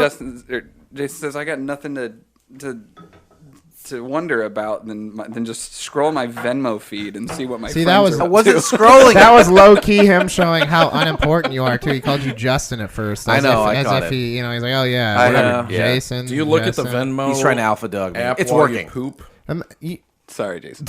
Oh, that's cool, man. Whatever you want to do is cool. Imagine though, I've like, been called worse things by better people. imagine if you saw people posting on Facebook like, I just paid John the $5 I owed him for the Red Bull he got me at the supermarket, 3 months and ago. people are like, okay, like. So are Why you- do I need to I don't know understand that? what you're saying. Are you agreeing with me? How No, weird no, that no, is? no. Yeah, I agree with you. Like, whenever sometimes I forget, but I typically try to change my payments to private. And then I also I've turned that off completely. from Private mine. payments. Oh wait, reported you for can duty. make it where it doesn't ask you every time. Yeah, because see, in I my thought you settings. had to, and it'll like make you like put an emoji or something. So sometimes I just pick like the first emoji that's in my thing and just like put it there. I mean, I always But I'm put like, a why do I description in have there. to like? I always put a description, but I turn it off so where I know it's never shared with anyone because that's no one's fucking. See, I didn't know you could do that. So yeah, I'll do that a lot of the time. Yeah, sometimes like for my own sake, like if I want to remember like that I paid somebody for something, I'll put like, fantasy football entry Yeah, you can or see whatever. you can see your own so I history. know what I did. But yeah, I'm like, why does anyone care? There's a difference I between do putting a appreciate the description in funny there. things though, like when I don't you appreciate see like that. Alf VHS. I don't like collection. that. Oh, you're upset about that. So you want to find Aaron. And I'm Make kind her of pay rude of you Tyler. to say her name because I think we all know who it is. Now, I mean, now you say Aaron. If you follow me on Venmo, then you know exactly who it is. Yeah, I Holy mean, man! If you follow me on Facebook, What? Hey, we haven't got to the Like plug and subscribe section for yet, more. Tyler. Tyler's posting some crazy fucking shit on. have you guys seen the shit he's putting on Venmo? Oh my god! He's got Like, new people- album links, people- new. That last payment was hot. People get really upset about people paying for Twitter, but like I have to pay for every transaction to post on Venmo. I've seen some $5 payments, but this one got me going. So this is our birthday boys selection. This is the Dogfish Head. Hi, Blake. It's getting a little fucking loud down here. Oh, Says here who? we go again. Uh-oh. It's a good callback. Dogs are trying to sleep. Uh-oh. Trying to be a fucking asshole. Oh, no. Oh, no. Hey, it doesn't make it any better that it's actually Tyler's birthday today. Oh, happy birthday! Yay. Blake taught me so much about bowling, but I didn't know. It's awesome. I never knew how cool It's bowling was. non-alcoholic popcorn. It's okay. All right. Enjoy, boys. Thanks, Thank you, Blake. Blake. Fuck down. I love you, Blake. Love you. We wanted to poke fun at the last time we tried this when we had an aborted episode that never came to fruition during a marathon. That's why I sat on this side instead of that side. Right. 120-minute IPA from 2019. This is no longer in production, obviously. Oh, this is an old one. I didn't know that. 18%, and it says too extreme to be called beer, brewed at a colossal 45 degrees P, whatever that means. Oh, you know. Celsius. Yes, Celsius. Fahrenheit. Sam Calagione or whatever from Dogfish Head invented his own temperature scale for brewing beer, so no one could ever mimic his recipes. It's like, yes, I always brew at 45 Celsius. He's incredibly insightful. Has a lot of scientific ideas. But This guy's a wizard. but he's not very creative when he names stuff. It's boiled for a full 2 hours while being continually hopped with high alpha, not beta, American hops. Dry hopped every. Why did you point at Jason when he said when I said beta? The alpha. Say the alpha VHS collection. Very good. Dry hopped every day in the fermenter for a month and aged for a month on whole leaf hops. 120-minute IPA is by far the strongest IPA ever brewed, and at 21% ABV and 120 Holy IBUs, shit. now you can see why we are calling this the holy grail for hop heads. Now that says 21%, but it says 18 Yeah. on the. It's basically strong as shit. but it's also this is aged. This beer is so much better aged than It fresh, is. too, by the way. Yeah. It's one of the few beers really? that I would say. I drank one Yes. fresh for the first time, and I was like, It's- "Good Lord!" It took me all night to drink and one it's bottle like of it. real hoppy, It burns. and it tastes almost like caramel right now. Yeah, once it ages, a lot of that heat and burning goes away. Yeah, it really does not taste like a strong. I mean, it tastes like a strong beer, but I'm saying it's. I've had 10% IPAs that taste boozier than this. Oh, yeah, like for this sure. goes down very. It's like a barley easy. wine. Yes, it tastes like a barley wine. It kind of smells like a balloon to me.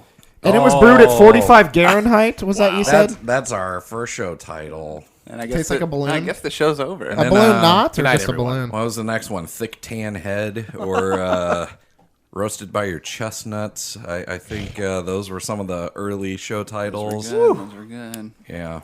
They it reeks. As soon as you open it, I does. can smell it. Does it smell like a balloon? I believe was that was your descriptor, wasn't it? No, I was. it Yeah, was. that was. Okay. And it tastes like a Band-Aid, I think was another one. It smells almost too more like hoppy and so. Like when you take a sip, I feel like. I mean, there's still a little bit of hop flavor, but it's much smoother and more like barley wine-ish than. That's what been you that's think you're been gonna get. strictly It's kicking in. Oh god, the booze is taking them. I forgot to say side effects include loss of English language. Oh my god, Strong bro. it's gonna be That was Croatian. the rest of this podcast. Yeah. It's gonna be tough. Early onset patois. Is that a real word? Patois? Yeah, I that's don't know like that. Jamaican. Celsius. Yeah. Oh, Celsius. Sounds like we Sam need to go tell Calagione him made to his own. chill out. No, this is terrific. Yeah. You're terrific. Oh, thank you. So you bought this and held on to it for 4 years, knowing that we would eventually do this. He just knew. He had a feeling. Someday this is all going to be over. No, because 4 years ago was a year after the last episode. Someday this is all gonna be. What a weird way to time It's been it. a year since the last episode. He's like, no, I got a feeling there's gonna be a finale. I bought this as a housewarming gift for my first house, and I thought about putting it in the walls when I moved. But like a time capsule. yeah, somebody be able to enjoy a 2019 and 2040. They wouldn't do it. You can't eat homemade cookies. They're not going to drink a mystery bottle of liquor, probably. It's got a label. Oh yeah, but got a bottled it's on cooked date. at Celsius, and they Yeah, nobody yeah, they knows don't know what that is. Celsius is. Anyone ever have this on tap? I believe Derek did at my bachelor party. Oh God, he was Well, mainlining. I just know he was drinking. He was knuckles deep in the barley wines. Dude, early. this And the would bartender. fuck. Knuckles deep in the bartender. Just, You want to do something fun sometime? Get a bottle of this and like chug it. People will do that, especially on January 20th because they call it because it's 120 minute. So like that's like 120 minute day. Like there was this beer group I was in where like January 20th, you would get on that page. And it would just left and right, just people chugging these. I'm like, these people are going to the moon in a few seconds. yeah, January 21st is not a good day. I would do it. I once chugged a stovepipe of Death Star, Revolution Death Star. Okay. And that was actually, it was kind of fun because it was just like, I instantly just felt great for a while. Likes wrestling dogs upstairs. This is the Matt Pinfield of beers. I though, was just right? getting ready to say I typically only drink this when I'm watching MTV2 and Matt Pinfield introducing videos. 120 minutes. 120 minutes. I had it that on joke went That's over how- my head. Did you get That's that how one? long it would take me to drink this bottle, probably. no doubt. Yeah. I had it on draft once. I really think a small glass was $17. Say how believe much that. would a Usually- keg cost? How much of the what? Like how much would a keg? It'd probably be a mini keg, right? $255,000. That's no joke. There's usually Yeah. it's usually like $10 a Thanks, Dad. bottle, I think. So yeah, $10 a bottle. At that, you figure, He goes, oh. you figure at that, what a 6 barrel is 5 gallons. Six A barrels. six and a stool gun. would be like 5 gallons roughly, or maybe it's 5.5. So that's Divided by Celsius. 128. Yeah, it'd be about Carry the $600. There's an unknown variable in there very explicitly. Fucks with your head, man, trying to figure that out. It's like the Goodwill Hunting algorithm that Matt Do you Davis- guys ever do the same thing? Like sometimes I just see math problems on like chalkboards and I just solve them. You guys don't do that? like 5 plus 8, that like, kind of shit? I say usually, yeah. It's like at my kids' parent-teacher conferences for school. Just about to say he's a DJ. By the way, But, I'm a janitor like- at a kindergarten. But like, I went in there and I That's the just sequel-led movie. I started solving it, and the teacher was like, "Could you stop? I have those written up for your son to do tomorrow." And I was like, "Oh, I'm sorry." He's I like, just see I'm problems, kind and I of a just start genius. solving them. She's like, "No, those are for the first graders to do." Tyler, will you write the sequel to Goodwill Hunting with me? Goodwill Hunting 2. It's called Goodwill Huntington's disease.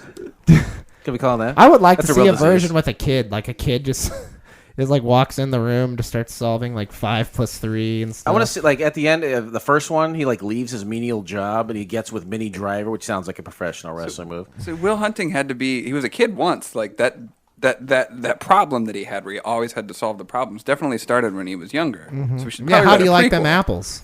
I could but I do want to see one where he gets out of his crappy job, he gets into a job where he's making a difference, and then he has an accident, and it like diminishes his brain capacity, and he has to go back and be a janitor at a kindergarten, and he's solving these problems on the chalkboard. But he's not. But he's not doing it. But he's doing them He's wrong. really mucking it up. 9 times 9. He's Star. like 82. Dustin, I think you sent me. Or no, you It's called Mid-Will Hunting. you put a some kind of post or whatever where the numbers were just totally fucked up, and I said something like, "Those are some Futurama ass numbers, Dustin." Yeah, I don't remember what happened there. that was wild. That was like a copy and paste that went haywire. It was like a basketball score or something. Yeah. It was just, and the numbers just. I mean, there was like an E, like the equation for the sum was in there somewhere. Like, yeah, that got fucky. super. You're fucky. putting Microsoft Excel formulas in there? Yeah, something like that. But something that's not fucky is Kingfish Ingram and his next song that we're going to play while we finish this 120 minute. And it's a collaboration track. This has got a feature. I don't know if you're familiar with Big Crit. K-R-I-T. He's Yep. a rapper out of Mississippi. I am. That was a spice that we used to sell at the I think I have a Big Crit song saved. Yeah, you get that Did big, you buy big crit. some chicken nuggets from him? They were In the Mississippi, best. yeah, that Yes, was at a the- gas yeah. station. Yeah. You've heard of them. The big crit chicken tenders. Yep. Well, this song's called Another Life Goes By. This is the Mississippi mix. So enjoy that, and we'll be back with a couple more beers here on Drunkin Lullabies.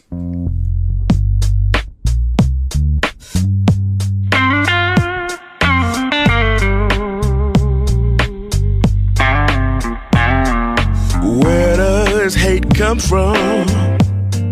And how can we make it stop? We got to make some changes before somebody else gets shot. We need to pay attention to all the helpless cries.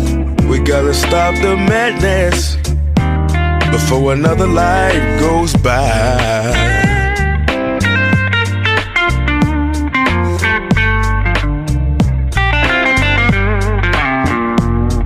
Been going on for decades. We keep treating people wrong. Why does doing something right take so long? We need to pay attention to the helpless cries. We gotta stop the madness before another life goes by.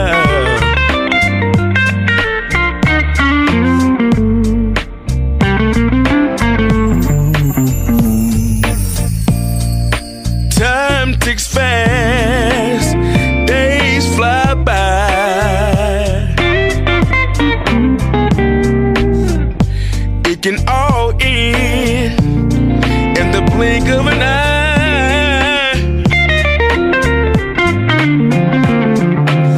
Another life goes by in the game. Another mama crying tears for a baby that's slain. The pain, the drama. The government could care less if it ain't a comma. Disease is a means to green for big pharmaceutical. They're planning our demise, they got blood on the cuticles. I'm tired of funerals. Now it's hard to breathe on cameras that all can see. The police draw and squeeze with no regard for me. It's time now to raise the fist, no lying down. Word amigos, my people need this straight and ironed out, plain as day. What good is a car that stars with no way to make? What good is a boat for folk that get barely paid? Minimum love me minimum wage, get maximum time for minimum plays. You think we were slaves? It's crazy how they try to say we tripping. King Krizzle, King Fish, good law, make them listen. Nobody's born with hate. Hate is taught to them. How can you judge someone by the color of the skin? We need to pay attention to the helpless cries. We need to pay attention to the helpless cries. We gotta stop the madness before another life goes by. Another life goes by.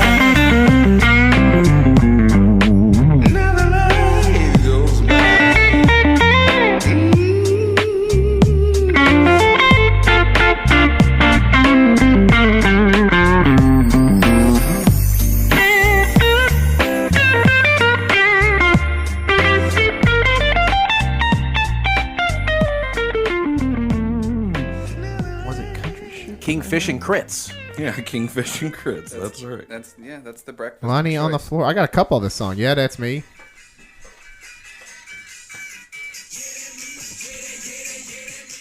I have that saved. Dustin twerking in the Back corner. when I used to like listen to rap.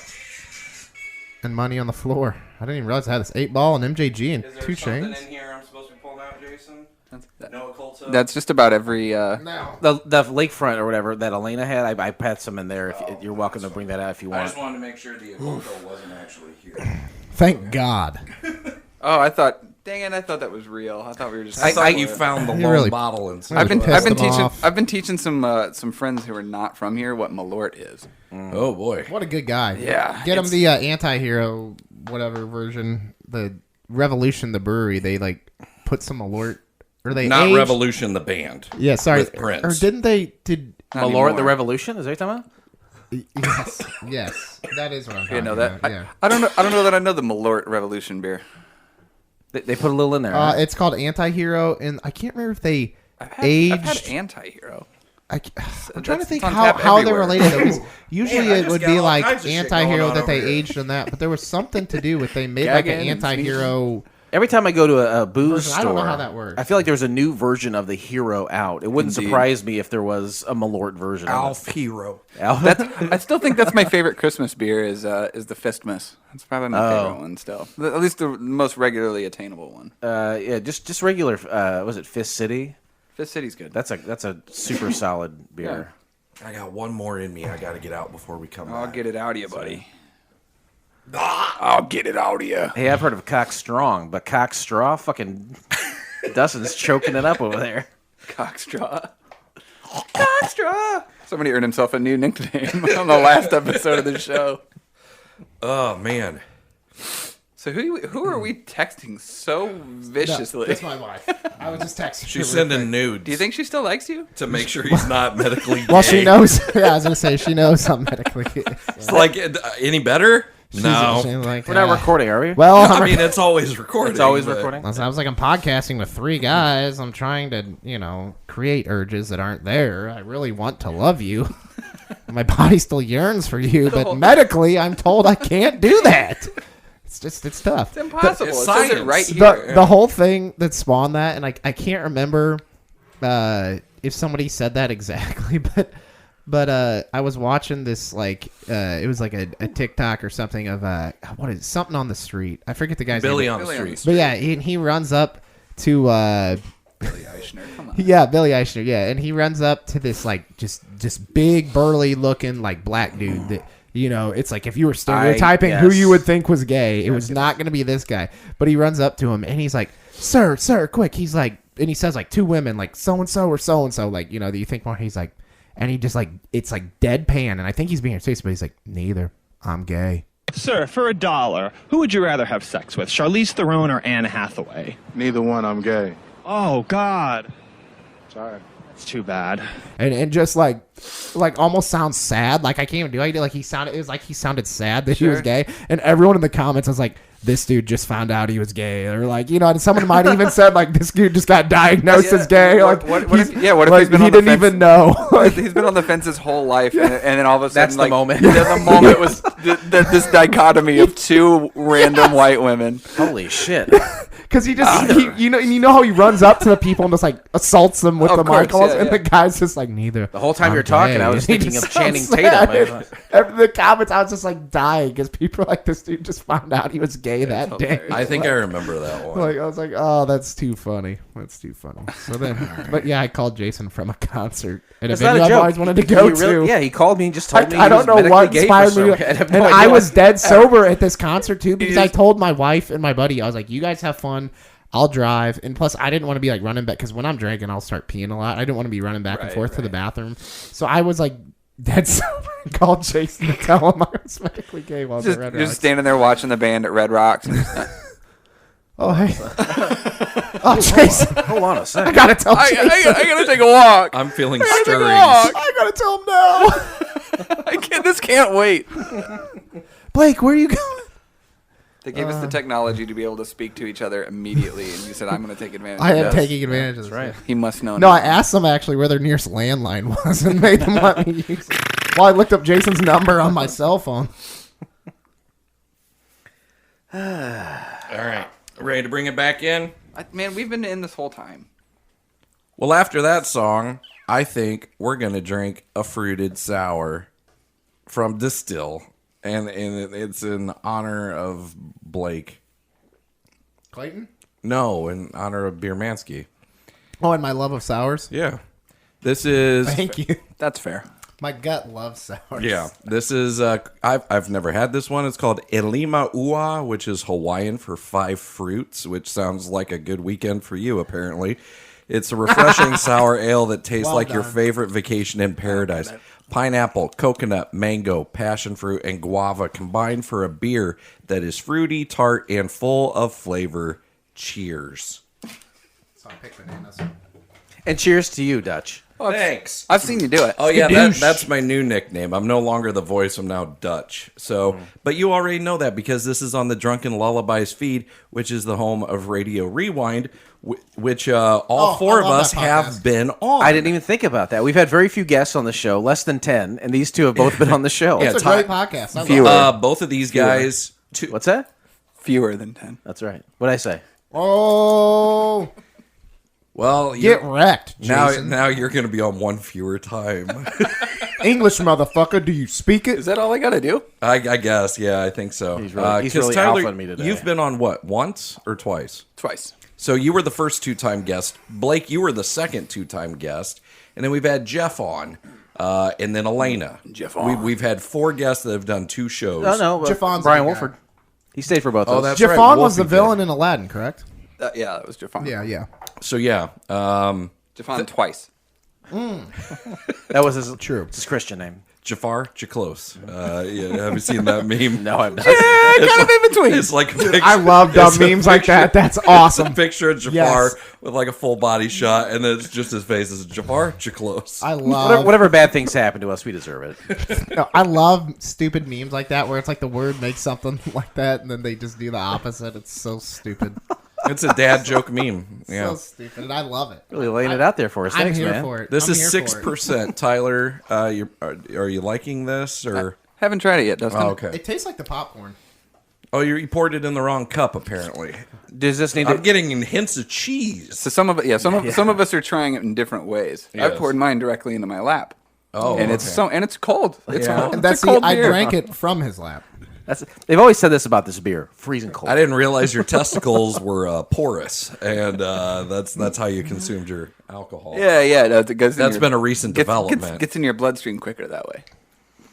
You I've heard of like teabagging. butt chugging. That's Tea what yeah. bagging. Just dip the You tip. remember when Steve-O did that on Jackass? Butt Did what? chug. I can't remember if it was a movie or the TV show, but he Probably the legitimately movie. butt Probably the chugged a movie. beer.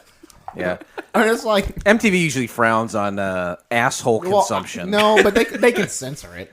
I mean, they could. People consume You assholes can on still MTV. tell what's going on. I for mean, a like, really you long can time. tell if you Yeah. see a bong and a dude on his back with his butt in the air. I think you're going to figure out pretty quick. what's Did you going ever on. see that movie Blockers? John Cena butt chugs Yeah, recently, a beer actually. in that movie. What? Like his character does. He's got that couldn't see- perfectly Yeah, I mean, I know waxed, it's tan yeah, wrestler ass. Oh, too. yeah. He's got Yeah, a yeah. big old white butt. Tell me more about that. He was in that. Hold on, I'm getting called from my Amy, doctor. Amy, what's her name? What was it? That comedy with Amy? What's Amy's last Polar? name? Polar. Nope. Schumer. Amy Schumer, and he was in that one too. Oh. He was actually really funny in that. What was it? What was it? Oh, Trainwreck. Trainwreck. The He- Bill he's not Hader in it one? a ton, but they use him just. I really do think it's that movie that kind of propelled him to the next level in film because he did get some good scenes and he was genuinely funny. Yeah, and then I feel like wrestlers are, sorry, probably good at, not saying wrestling's fake. You think they're good actors? But yeah, imagine that. But I'm just saying, imagine dragons. like it's like how it's kind of shocking it took that long to figure that out because it's like The Rock. I think Well, he's one of dude, the highest paid actors. Here's man. why they started it in the '80s with Hulk Hogan. He just goes And on it- this crazy conspiracy.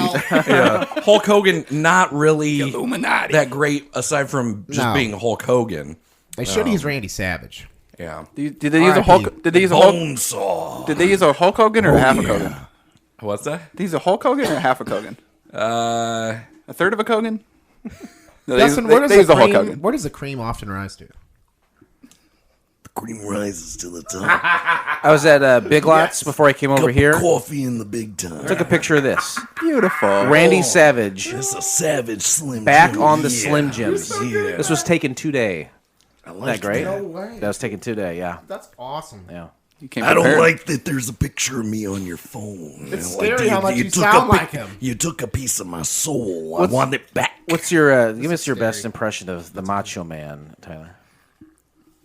Macho Man. Oh yeah. We heard that live at Hold on, Riot Tyler's getting a Fest. call from his doctor.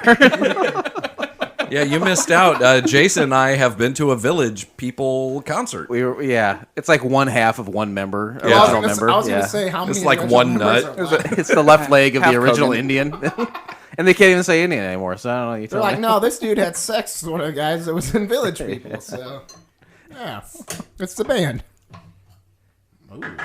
Ooh. Is that a cactus Sandy. bottle opener? This must be the end. The Village People had to have been a band just ravaged by HIV, right? I would think so.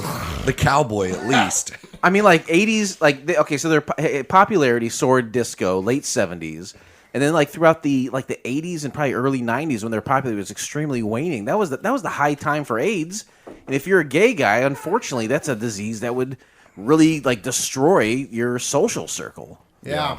Seriously, how many members of Village right. People were probably killed? No, I know what you're saying. Yeah, no, I'm being serious. And now they have stuff like I saw some ad the other day on TV that was like there was some Biktarvy. HIV. Is that the one? And it was basically saying that Hey, if you had it's HIV okay. and you start taking it, it's undetectable. I'm like, Yeah, you can give it so to have everybody. they cured HIV or does I'm like, what does that mean? If it's undetectable, I'm like, does that mean you can basically cure it? Like, I don't. And they kept showing people getting married and stuff on the ad. I'm like, does this mean that It makes they you don't get have married? It, or- It makes you so sick you agree to marry Side someone. effects include Oh, that marriage, makes debt, shit. student loans. I don't want that if I got to get married. Crippling depression. Jason wouldn't take it. He's vowed not to get married. I'll just have the AIDS. Thanks. Yeah. But Might as well go for AIDS. I'm gonna go back there. I don't think that I got the I don't got enough merit, not enough skin in this game to weigh on this one. Well, Yeah. About the what? About the marriage? About the AIDS about the epidemic. Biktarvy. Oh. The Biktarvy sounds like How did you something know the name of it? Is that really the name of it? Like that blows my I see mind. it every time I watch a Hulu commercial. Oh, it's like okay. they It is- recycle the same it's in- ads. I got all you the because I was time. like, that was amazing to me that you pulled the name of the drug. No, It's there. nice. I can name all the like. There's Eucrisa. There's Eucrisa? yeah. Which No, that's what you have at like Eucrisa? church. Isn't Yeah, that what they give you at Eucrisa. like Catholic church or something? close? The Eucrisa. You have the You Eucrisa, take like the yeah, the Eucharist. Yeah. Oh, Yeah, sorry, yeah. yeah, my bad. the Eucharist. This our beer. This is a beer I've been holding on to since the show debuted. We started in November of 2015.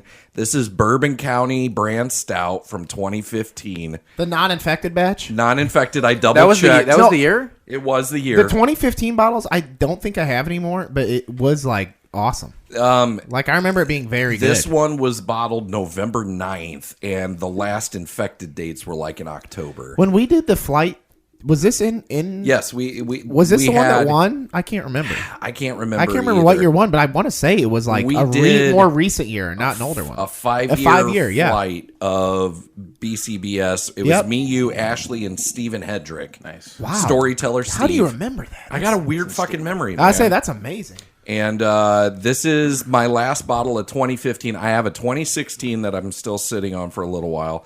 But I was like, what better beer to be the last one? Thank you. Yeah, thank you. Because this is enjoyed honestly like on I Drunkin remember loving the Lullabies. 2015 and having a bunch of it and like being bummed when I drank them. Blake would use me sometimes to mule beer.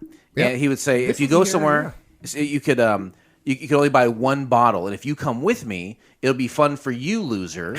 And then, but you'll also give me the beer that you buy. And I said, all right. So I would buy the beer, and I would stick it up my asshole to mule it. And he would come out. And he says, "You don't You have to didn't- do that. no, not at all. It doesn't need to go in Why your did you asshole." think He didn't that's know that. what- And the thing was, this year that was the 20. That was the year how they you had the would- Bourbon County Rare. It was in a giant box. It wasn't even cylindrical. No, it hurt. and I and muled Jason things from- gave that thing to Yeah. me, But and how- I was like, But how wow. else are you going to achieve Celsius? Well, that's true. That is true Celsius. That is how do you? Yes, they said that true Celsius couldn't be achieved.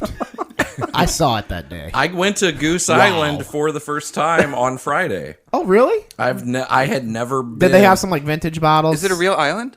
No, not at all. It's in the Oh, middle of fuck Chicago. that. Fuck Were there this. palm trees? It's half. It's half a mile from the United States. What is this bullshit? I will say, if you want to see Goose Island, go to Distill. You'll know you're there because the sidewalks are covered in goose shit. There was so much goose shit Oh, because there. they have a pond or something. They have don't a little nearby? pond Yeah. and a field that was full of geese, and they had left their remnants. Dude. I thought it was a nude Geese beach. suck. There is a point where goose shit no longer becomes quaint.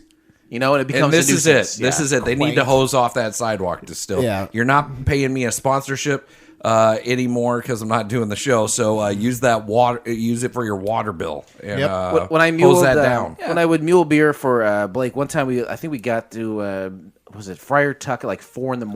or something, maybe even earlier than that. And there's pictures of me that Blake will send me every once in a while where I'm Yep. like huddled up and I look like I'm Yes. freezing against the door. Yes. Was this that year? Yes. It was okay. It is 2015. because yes, this was the year that the I Bourbon lost a County toe. Rare came out. Yeah, you did, but I sewed it back on. I lost And, it and it's not on my body anymore. I didn't lose it in terms it's in a jar at my house. Yeah. I mean, yeah, you know, it was worth it. And I was gonna say in regards to actually the Goose Island, Ashley and I went there in 2017 and 2019. I won prop day tickets, and that's actually a pretty fun day. So the proprietors is like the bourbon. Every year there's, I don't know how much you know about this, Tyler, but there's like the regular one that comes out, and then there's might be like a coffee variant, a barley wine, and then they'll have one where it's like, hey, we brewed this one with, cherries and chocolate, or this one was like, maple or coconut, whatever. So the proprietors is like usually the hardest one to get, and it's only sold in like Chicago area. So they started doing a thing where people could enter a lottery, you get tickets, you get to go up there, you would get like a couple bottles of proprietors and where something else. If they pull your name, you stand in a circle and everybody throws rocks at you? Yes. Well, I read that story. Kind of like that, but Shirley but Jackson it's wrote beer it. bottles. Edinburgh's a lot like that, the history. So I believe that. But it was fun. They shut the street down, and you get to like just drink like all the different beers and stuff, and they'll have like some food vendors. And that was an event like that reminds me. Like I have a friend of the family. They have like a grandson or something that's super into going around to different conventions and getting online and getting codes to get fucking sneakers. Sneakers are so fucking hot right now. Yeah, it's crazy. I feel like spend on beer shoes. is like that though. Like you go to an event like that. You get what you can, and then you just sit on it and trade it later for like thousands. You've done a ton of beer trading. I had, back in the day. Anymore, I don't, and I just drink what I get because I realized, well, and we're at a point now, it's so much different than like when we started the podcast. Like we have a Benny's here now, and you can just get so much good beer locally. I hardly even have to trade. Legit, when we started this show, I would go up to Chicago for a concert or something, and I would go to a Benny's and drop no less than $100 filling up a cart with 4-packs or 6-packs of Chicago brewed beer that I could not get downstate. Yep. And then like Pipeworks and stuff that like you can just no problem. And within 2 years of doing this show, a lot of that started becoming available. Yeah, it's crazy. In Peoria. And then like I would go to Chicago because at that time I was dating somebody that lived in Chicago, so I was checking out the coolers regularly, looking for something new, and it's it got to a point for ass sex. Yeah, well, that too. Checking and then out the coolers. It was like, I don't need to bring any of this home. No. Like I can get all of this. But I remember going to my aunt's and like Displays for like every year at Christmas. We always go up there, and I remember like one of the things I was always like, oh my gosh, I'm gonna go to Benny's and stock up on all this stuff. And then eventually, it's like you said, I was like, well, I can get most of the stuff by me now. Like it's funny how like. I mean, it's good. You get the stuff down here now, but there's really not much you can't get. And we just get so much from different areas. And there's even apps like Tavour where you can order beer. Like breweries will put like, hey, here's our beer on this app, and you can order it and get it shipped to you. And it's like no matter how much beer you put in your box, it's $15 to have it shipped to you. So it's like maybe a little more, but like compared to when I was trading, it'd be like, oh, I'd travel, I'd get these beers, I'd spend $30-$40 shipping it, and then you get the beer back. Meeting a guy at a rest stop. Yeah. See, I mean, no joke, I've done that, and it's like, I don't know if it's No, I wasn't joking. Hold on, my doctor's calling. But it's not. But no, I mean, like, yeah, it's just anymore, and like I have some brewery memberships to like. Well, like Side Project down in St. Louis was like the one I always wanted to get, and then I finally got it this year, and I was like, do I even want this membership? And I ended up doing it, but you can get so much good stuff now. Birthday boy needs more Bourbon County. Oh yeah. We got to finish them all. Dustin, I can't take it home. Thank you sincerely for this because it is awesome. It sucks. It sucks. It is very good that we're not at your place recording this because I'm totally crashing on your couch anyway. We don't have that futon anymore. We burned it. Oh no. Yeah. Along with the memory of me spilling all over the floor. Yeah, now we just wake up and we have a dog's piss puddle and shit pile. Well, that's me still, baby. Yep. Did you say you burnt it? Jokingly. Oh, I was gonna say you really are from South Peak. I've been somewhere where a couch was burned. It was pretty cool.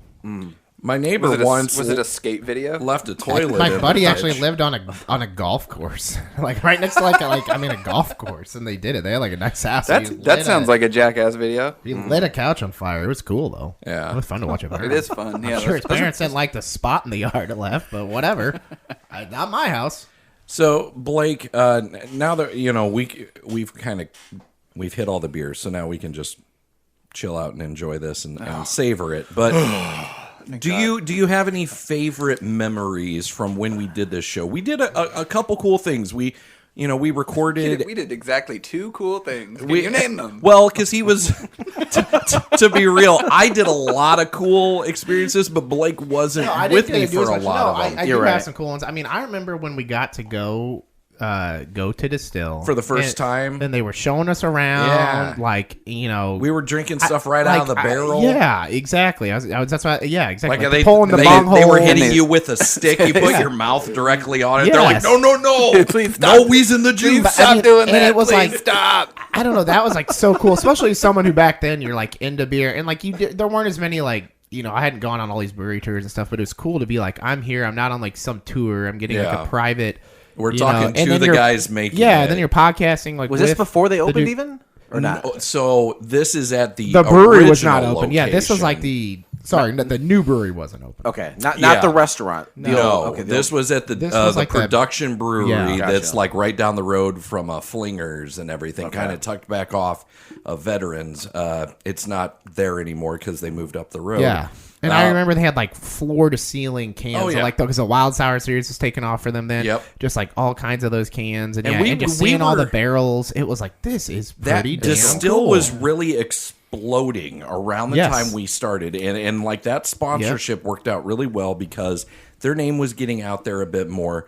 Eventually, they got national distribution. They even went to Korea. I think it was. They went I was like, what the hell? All of a sudden, they were in You Korea? guys went to Korea? No, we didn't. Whoa. They didn't fly us out. Cool. I would have had to learn the language, and also I was like, is this the good Korea or the bad Korea? Yeah, they didn't tell us which Korea. Is this the They Gangnam said there will style? be kimchi, but we're not telling you which Korea. I was like, no deal. So, but yeah. But and then I loved that. We did a TED Talk at the Fox. I had to come out from the kitchen. I was working. And I was like, hold on, I got to make some chicken tenders because I work at a gas station in Mississippi. Just some guy in the audience while you're speaking. He's like, yeah, can I get my order? Yeah, please? you're going to hold on, mister. I remember, too, the brewery episode, because I would always tell everyone that was coming onto the show, especially if it was hippie or Phil, I'd be like, please don't drink before the show. and I was like, especially this show, because we were drinking. And then Drunkin Landy would show up. 15%, or 20%, actually. 5 guys in Blake's Love beers, and then, of course, they still drank, and then they just get plowed, and, Dustin's so patient. I could just see him probably boiling over, because everybody's just talking over each other. I mean, I'm sure it was a terrible... probably kind of a hectic episode back then, so it wasn't as big of a problem. But it was just it was just it's just such a I'll never forget it because I was like, oh my god, I told these guys not to drink, and it was they did the opposite, and then everybody was just plowed. And here's I'm like, there is a charm to that of it's wow, I literally can listen to this and feel like I'm just hanging out with these guys, enjoying some drinks, I'm not saying anything, but they're saying more than enough that this feels like I'm involved in something. Which is how an episode with Nearly Silent Nick would be. That was another thing I remember cracking up. Because it'd be you'd have, the nicest dude. I love that guy. Yeah, he's a great guy. And you'd almost have to prod him to say something. But Nick, what do you think? The dude would share any beer with anyone. I mean, just such a nice guy. Yeah. It was always and then we had our friend Brian Buss on multiple times. Now has a brand new brewery in Peoria Heights. Busted Brewing. I need to get up there soon. Has gone from home brewing to eventually he was the head brewer when Industry opened up. I did an episode with him there. That's right. Yep. And then he left, went back to the Big Yellow, and now him and his wife opened a spot. It used to be a Subway on Prospect in the Heights. They've done a great job with right it next to Poor Brothers. It is the first brewery in Peoria Heights since Pabst left town. Yeah, which is cool. So I'm gonna check it out. We're gonna go up for that Heads in Motion. They've been open a couple months now. I'm gonna go check it out. I live 5 minutes from it, so let me know. Oh, there you go. Yeah. So a lot of things have happened in the Central Illinois community since this show took off, and it's been cool to see that originally as an insider, and now I'm more on the outside looking in. I don't go to tap takeovers like I used to. No, I don't drink that kind of stuff as much as I used to, but I still enjoy it. Yeah. But yeah, it's cool, all the things that that this show led to. I got to interview a lot of cool bands, and go to concerts, go to breweries, For sure. and really, really network. And that led to some cool opportunities because I swung for the fences. Not all of them happened. I didn't get to talk to Bob Mould like I wanted to. All right. But was he at the Castle? Was that what it was? Yeah. But like Susto, that was the first band we ever interviewed. You set that up. And then that's like the one. I know. I feel you did all the work on this podcast. Just let's be clear with anyone. That was like the one band I ever did anything for. But Dustin did I would all the not work on this have podcast. known them. You set up that phone interview, and then when they came to Bloomington, Brian from White Oak and myself went to the Castle, hung out with them in the green room before Justin, I think is the guy's name. Yes, Justin Osborne. I'm still Facebook friends with him. Justin. And Susto played summer camp. I was gonna say, I think Tyler is drunk, maybe. I don't know. It's kind of cool that, like, I mean, like, obviously they're not like the biggest band in the world, but like I've seen them on festival lineups where I'm like, about hey, independent our music. podcast had them Yeah. on. Yeah, it was pretty cool. I got to interview, Jason from Starflyer 59. Yeah, that was cool. I remember that was one of your first interviews, and we Yeah. sat in on that at Blake's old house because like this is really cool that in you his just planned an kitchen. interview. Like I've been listening to that band since I was in junior high. It was about a year after that. All the things that you had accomplished, I was like, man, Dustin really is like the hardest working guy for sure in podcasting. For sure. I can't do anything half-assed if I'm passionate about it. Right. And you definitely were. And that can be a positive. It can also be a negative. Well, I think it was both for Drunkin Lullabies. Yeah. Because you really got to do cool things with traveling around to these different breweries, talking to these bands. You were working with professional wrestlers. Even you and I went up to that kitchen. Yeah, Drunkamania. Well, that kitchen. What was that called? Social Kitchen. We went up there to interview some people. That was really cool. But at the same time, I feel like it's how do I top myself? Yeah. How do I outdo what I've already done? And you accomplished so much during that show. You really did. Yeah. Oh yeah, for sure. So I don't know. I think it was a real positive for you, but also it got to a point where it's like I don't know how I can outdo what I've already done. Exactly. Like I was just like, I've talked to everybody. Yeah. There's nothing new to cover. Let's do something new. And I Right. focused more on Drunk at the Movies at that point. Did you run out of bands to interview? No, but it's like I can't rely on the Castle's concert calendar for content. And with That's that, some good ladies and alliteration, gentlemen. right? Great alliteration. Great alliteration. I'm in the pocket now. But no, I appreciate you guys being here for this. This was honestly Jason's idea. I had not thought about Drunkin Lullabies in a long time. I had to look up the last episode. I remembered it being recorded at the Fox, and it was with Rixner and my friend Mark. And when I recorded it, it was not planned on being the final episode. It was just I did it, and then I was like, well, now what? I don't know. I don't really feel like I have nothing else to do. It's just going to be me hanging out with my friends bullshitting. I can do that on a different platform. Right. Well, now we've officially wrapped it. Yeah. You know. So you gotta I don't know. We put a bow on it. But that's what I was trying to fucking come up with some like we've sealed the deal. There we go. Yeah. Nobody had to chug. I couldn't come up with No one had to chug a beer here. But thanks. Honestly, I respect all the hard work you did on the. I mean, 'cause like I said, I would just show up and drink and do a podcast, and that's all I. And Dustin was the one like I doing didn't expect all anything. of the work, setting everything up. Doing. I mean, sometimes I would have notes on the beers and stuff in the early days, but that's like. Here's the thing. Dustin did like you supplied a lot of the beer, and I would try to do that, but you were doing like the hard work. Yeah. I mean, I came in and I drank my face off and fell asleep in so many places. yeah, and this guy's like doing editing, setting up interviews, doing all this stuff. Like, no, so I always respected that. Really appreciated that, and I'm sure I did. When he started the FCF network back then, Yeah. and you took the ball and ran with it, you really did a great job. So kudos to the two of you.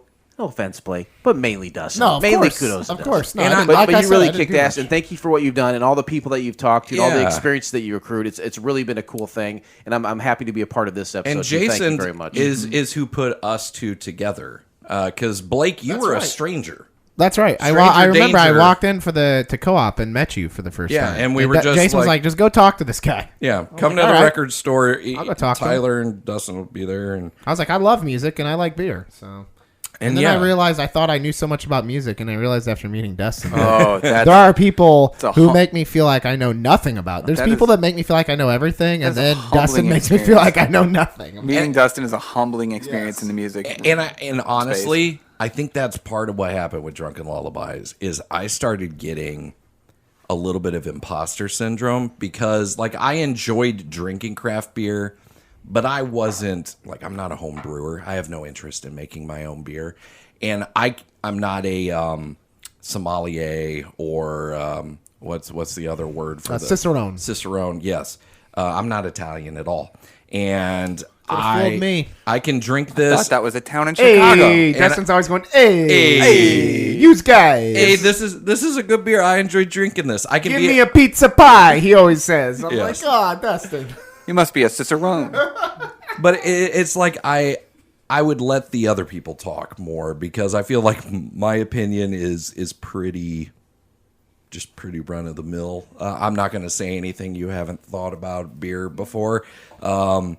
And yeah, it was like when I would interview the bands, be like, okay, I feel like I enjoy this aspect more, so maybe I should do something else. And now, all these years later, Jason, Kevin, and I, on this very feed, now we do Radio Rewind, where we're drinking while we do it, but we're talking music. That's all we talk about. And yeah, like I'm able to take all of these conversations that I used to have at the record store that I don't have that outlet and now putting them out there. And I'm just too cheap to start a new podcast feed because I was like, I already got these people listening to this channel. They're already subscribed. I just want them to find it. But at the same time, yeah, you're right. You've created this umbrella of shows. I don't want to start over, you know? Yeah. So thank you for subscribing to the Drunkin Lullabies podcast feed all those years ago and hanging in there and enjoying the 3 different podcasts that have been on there, plus all of my mashup and DJ holiday mixes. DJ Chris Mix will be in the house again this December. I will make sure to bring you some holiday music to get your booties shaking while you're making Christmas cookies with your family. Blake, I hope your children enjoy it when they're dancing pantsless in the house. Always. Yeah. They love your music when they're pantsless. It's the only... I met, Blake Clayton, and Eli gave me a hug in his underwear the first time I recorded a podcast. So I just associate everybody that listens to my shows is in their underwear. Oh, I don't. Yeah, there's not. I can't listen to your voice without taking off my pants. For sure. I don't hate that. So all you listeners out there, just take those pants off, nice and slow. As Tyler, Jason, Beermansky, and I do all our audible expulsions of gas together to bring you to climax as we finish this Bourbon County. I don't remember how I wrapped up this show. Did I have a catchphrase or a little thing like, you don't always have to be drunk to drink these beers? May your beers be loud. May your music be loud. And your beers be cold. It's Tyler's birthday. Happy fucking birthday, bud. So happy birthday. I'm a horrible friend. I didn't realize it was your birthday when I asked you to do this. Happy fucking death day, bud. It's all downhill from here. All right. Well, everybody, that has been Drunkin Lullabies. We will see you next time on Radio Rewind. Stay tuned. Hey, this is Ricky Glore from the Brew Crew Comedy Tour, and you are listening to Drunkin Lullabies. Drink up. Hey, this is Billy DeVore from the Brew Crew Comedy Tour, and you're listening to Drunkin Lullabies, so keep listening. Hey, everybody, it is Kim Sherwood. You are listening to the Drunkin Lullabies, and I'm getting drunk with Dustin, so stay tuned. Hi, this is James from Reggie in the Full Effect, and you're listening to the Drunkin Lullabies podcast. What's up? We're the Rex. We're hanging out at the Castle Theater here in Bloomington, Illinois, and we're just hanging out here on Drunkin Lullabies.